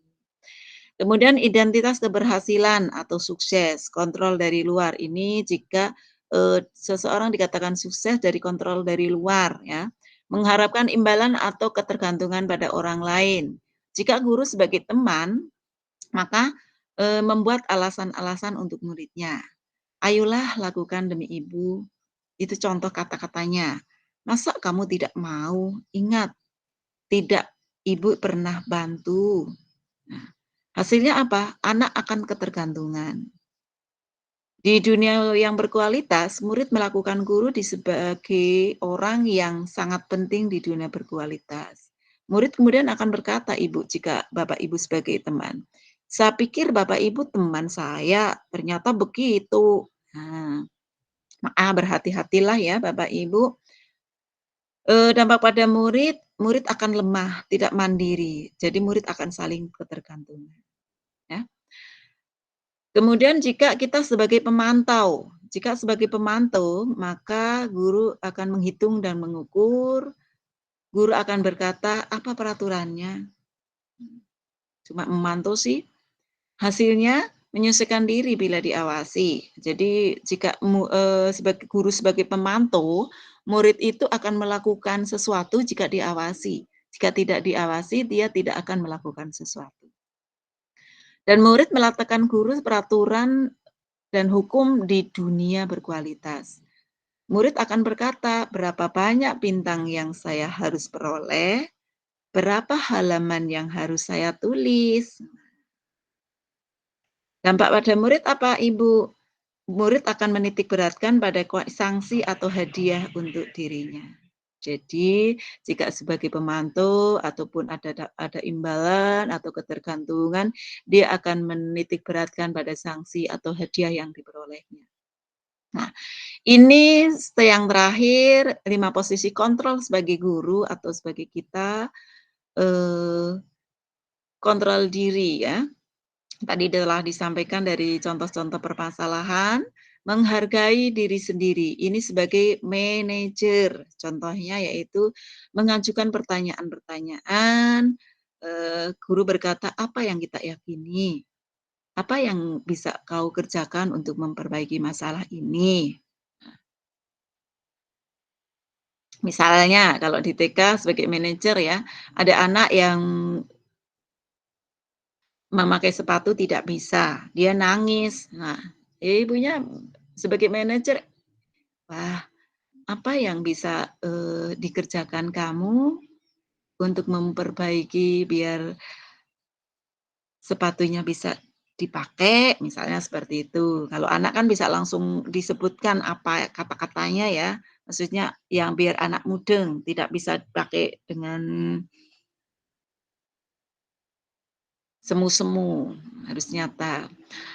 Hasilnya apa, Bu? Murid itu akan menguatkan kepribadiannya, ya. Pribadinya akan lebih kuat. Murid meletakkan dirinya sebagai individu yang positif dalam dunia yang berkualitas. Jadi jika kita sebagai manajer, murid akan meletakkan bahwa dirinya itu merupakan orang yang berkualitas dalam dunia berkualitas, individu yang positif. Murid akan berkata, bagaimana caranya saya bisa memperbaiki keadaan ini.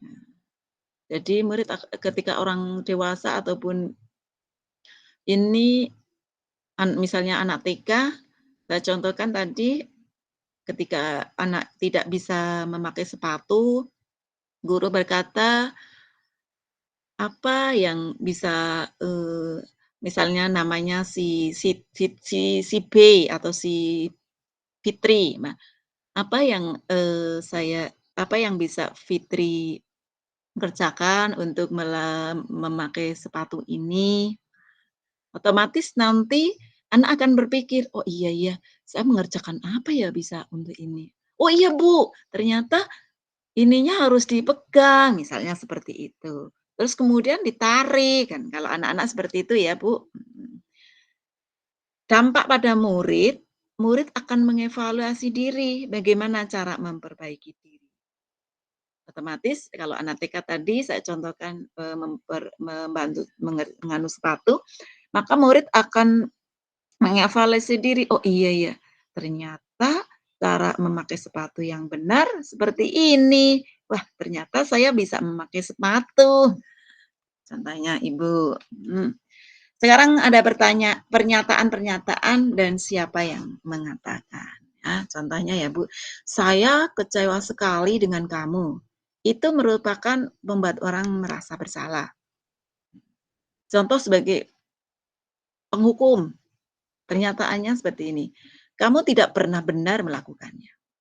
Kalau sebagai teman, ayolah lakukan demi ibu, bapak. Kalau sebagai pemantau, apakah kamu mau mendapatkan stiker bintang hari ini? Kalau di TK apa, Bu? Ya, kalau di TK, siapa yang ingin mendapatkan bintang? Itu sebagai pemantau. Kalau sebagai manajer apa, Bu?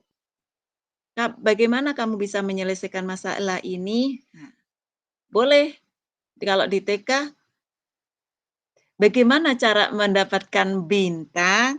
Beda ya Bu ya, kata-katanya ya Bu ya, antara kita sebagai pemantau, sebagai manajer, sebagai teman, sebagai penghukum.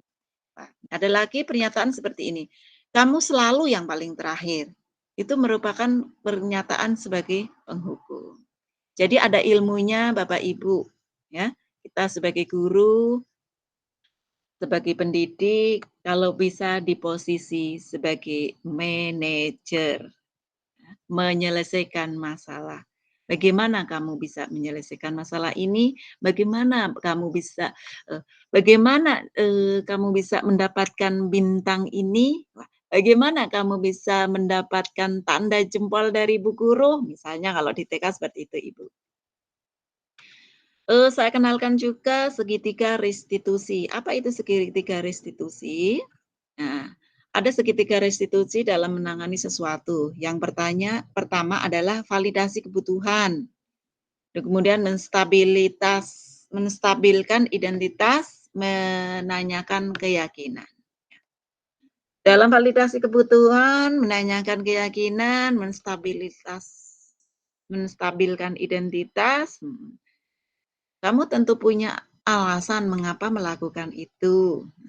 Itu kalau kebutuhan ya Bu ya. Adakah cara yang lebih efektif untuk mendapatkan apa yang kamu butuhkan? Kalau meyakinkan, nilai apa yang telah kita sepakati? Misalnya udah ada kesepakatan kelas. Ya. Kamu ingin menjadi orang yang seperti apa? Itu keyakinan. Kalau di TK misalnya, Ibu sudah membuat kesepakatan kelas. Senanglah mengucapkan salam dengan Bu Guru atau ketika melihat orang lain. Ketika bertemu dengan gini, senanglah menyapa orang, misalnya ya. Kan anak-anak nanti, Assalamualaikum. Nah, berarti ingin jadi orang yang suka menyapa.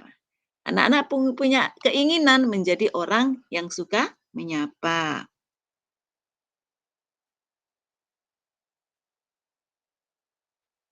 Setiap orang pasti pernah melakukan kesalahan. Itu kalau menstabilitas identitas Ibu, menstabilkan.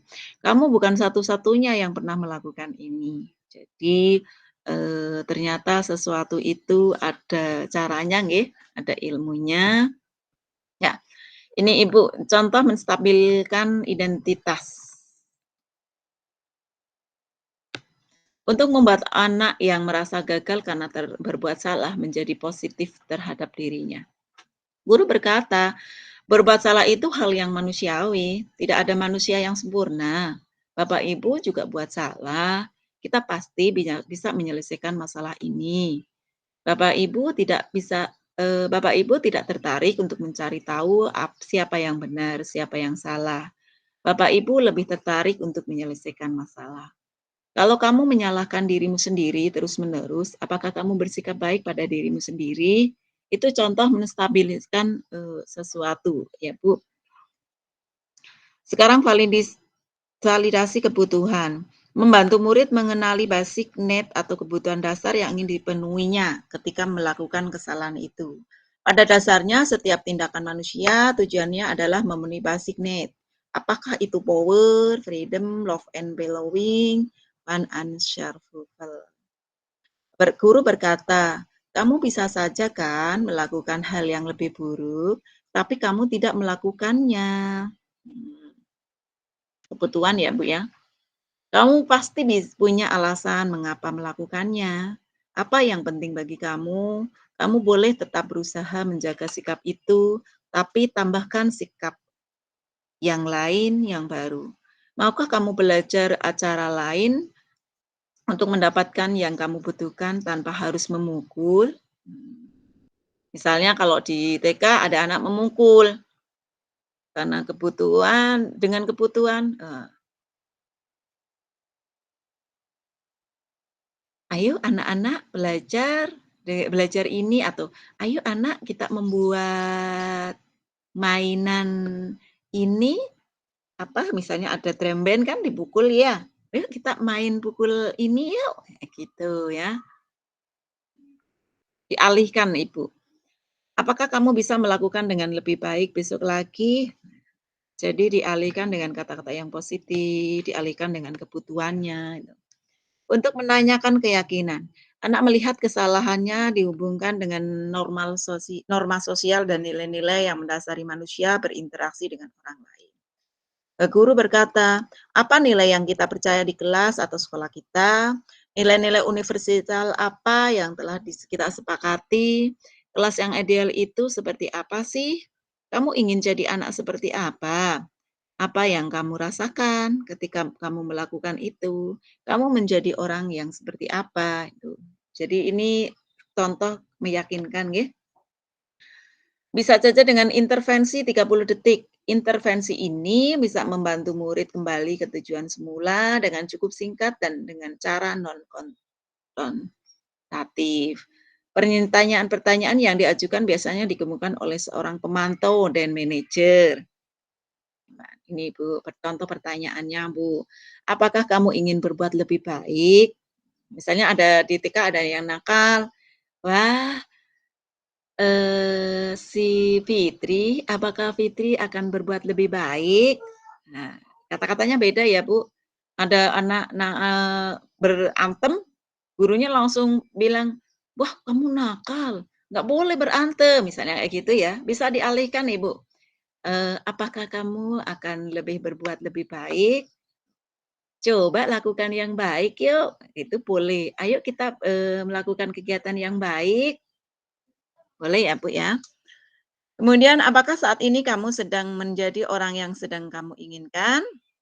Apakah kamu bisa mengubah kegiatan atau perilaku kamu saat ini menjadi sikap yang lebih membantu? Misalnya ada yang kalau di TK ada yang mencoret buku di kertasnya, kan kadang temannya nangis. Nah, bisa guru membantunya langsung.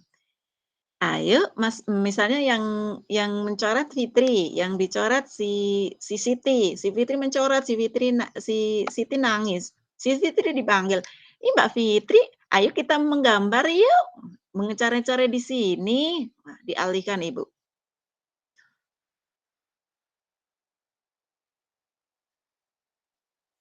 Apakah wajar membuat kesalahan? Bisakah kita memperbaikinya? Apa yang kamu lakukan saat ini sesuai? Kapan kamu siap untuk mulai? Peraturannya apa ya? Sepertinya kamu punya masalah. Saya bisa bantu apa? Atau mungkin saat ini kamu seharusnya berbuat apa? Ini kalau di TK kata-katanya bisa dipakai, bisa tidak, Ibu. Namun pada intinya ini contoh pertanyaan-pertanyaan intervensi 30 detik. Apakah tugas kamu saat ini, di TK kan kadang ada yang lari ke sana, lari ke sini. Mbak Fitri mengerjakan apa saat ini? Boleh ya, dengan kata-kata lembut, kata-kata sopan.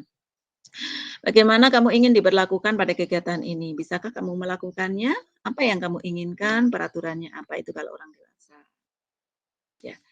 Baik Bapak Ibu, saya sudah menerapkan di TK kami, yaitu tentang pembuatan keyakinan kelas, disiplin positif, dan segitiga restitusi. Nah, keyakinan kelas di TK saya mensepakati bersama murid, insya Allah tahun ajaran baru besok saya juga akan membuat keyakinan kelas di TK yang bisa membantu murid dalam pendidikan menuju profil Pancasila dan mendisiplinkan sebagai budaya positif. Ya.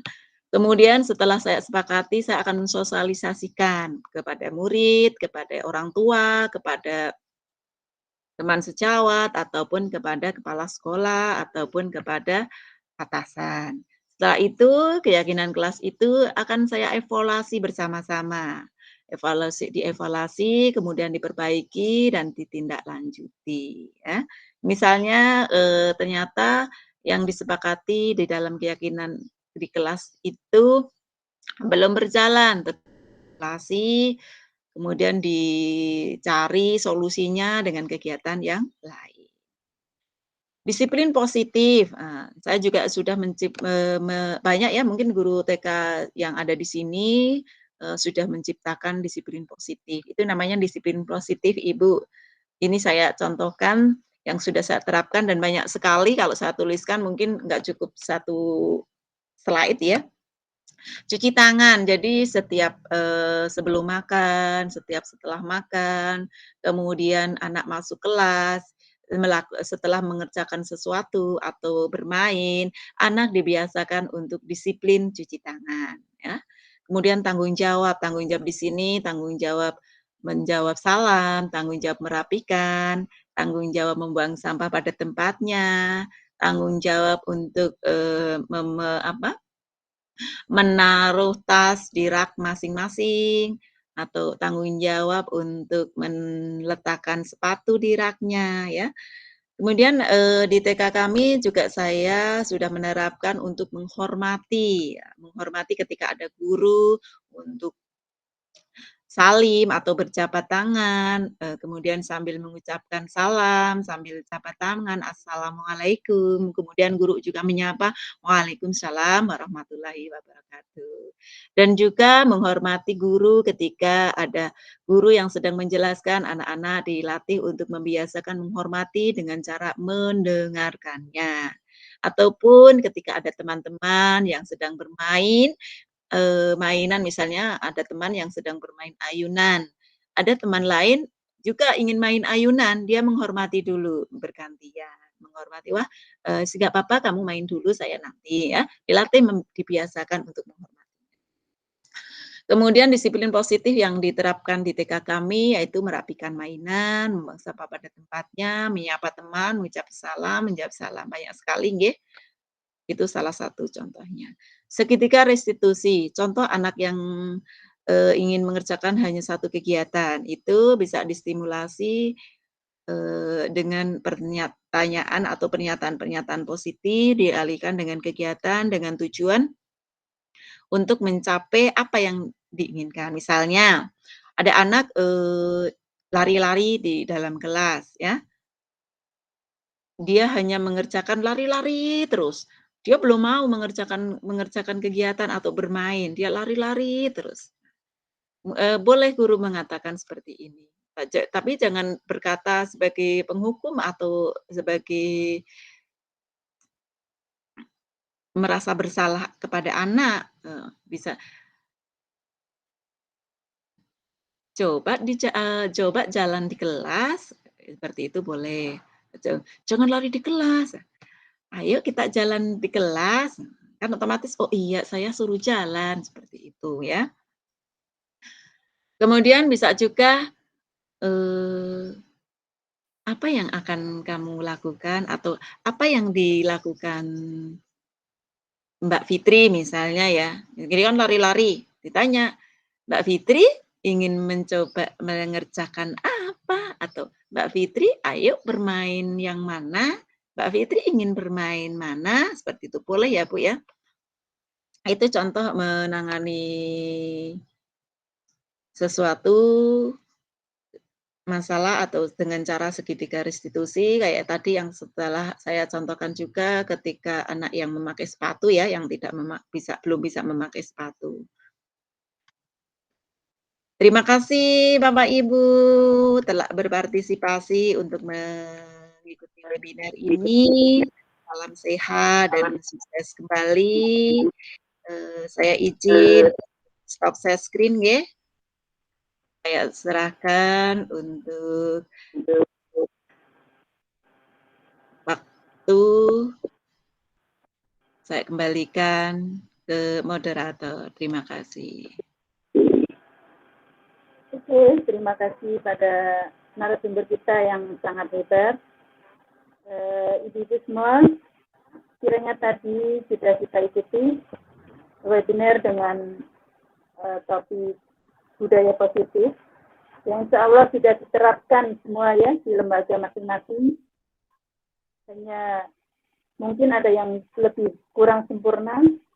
Nah, kesimpulannya tadi, supaya kita membiasakan terhadap anak didik kita dengan bahasa yang sopan, yang lembut, yang halus, walaupun mereka mempunyai kesalahan, tapi kita sebagai pendidik harus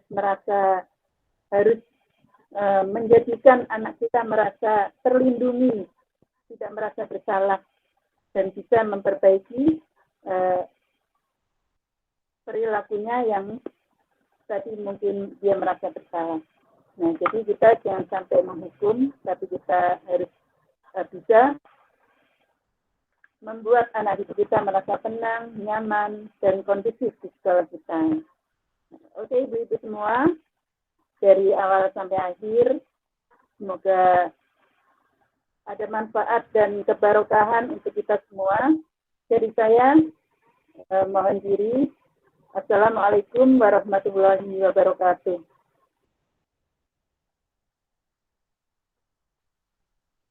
Waalaikumsalam warahmatullahi wabarakatuh. Ditambah sesi tanya jawab Bu Kenik, barangkali ada yang bertanya. Sudah cukup ya. Cukup. Baik.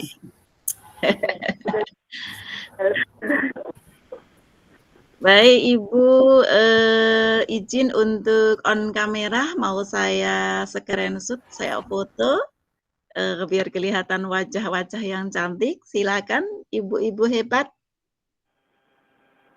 bisa buka kameranya. Iya, Ibu Rofika, terima kasih. Bu Intan, Bu Pawet, Bu Arum, Bu Pawitri, Ibu Umi, Ibu Sri Haryani, Bu Wasira, Bu Musli Kati. Ayo kita bergaya. Ya, Bu Boleh Haryani gaya mana? bebas. Ayo gaya senang. Ya, action. 1, 2, 3. Izin saya foto dulu. Nah, saya share dulu Ibu. Ulangi sekali lagi dengan gaya lain, karena ini Merdeka Belajar, maka ibu-ibu bergaya dengan merdeka juga. Silakan. Ya, Busa boleh bergaya dengan pegang kerudungnya. Ya, silakan. Lagi betulin. Oh, lagi dibetulin. Ayo boleh bergaya bebas. Ya, senyumnya. 1, 2, 3. Izin save dulu. Ya. Terima kasih Ibu semuanya. Terima kasih atas partisipasinya dan kolaborasinya. Sama-sama. Ya. Makasih. Ya, saya akhiri ya. Wassalamualaikum warahmatullahi wabarakatuh. Waalaikumsalam. Warahmatullahi wabarakatuh. Saya izin stop rekaman dulu.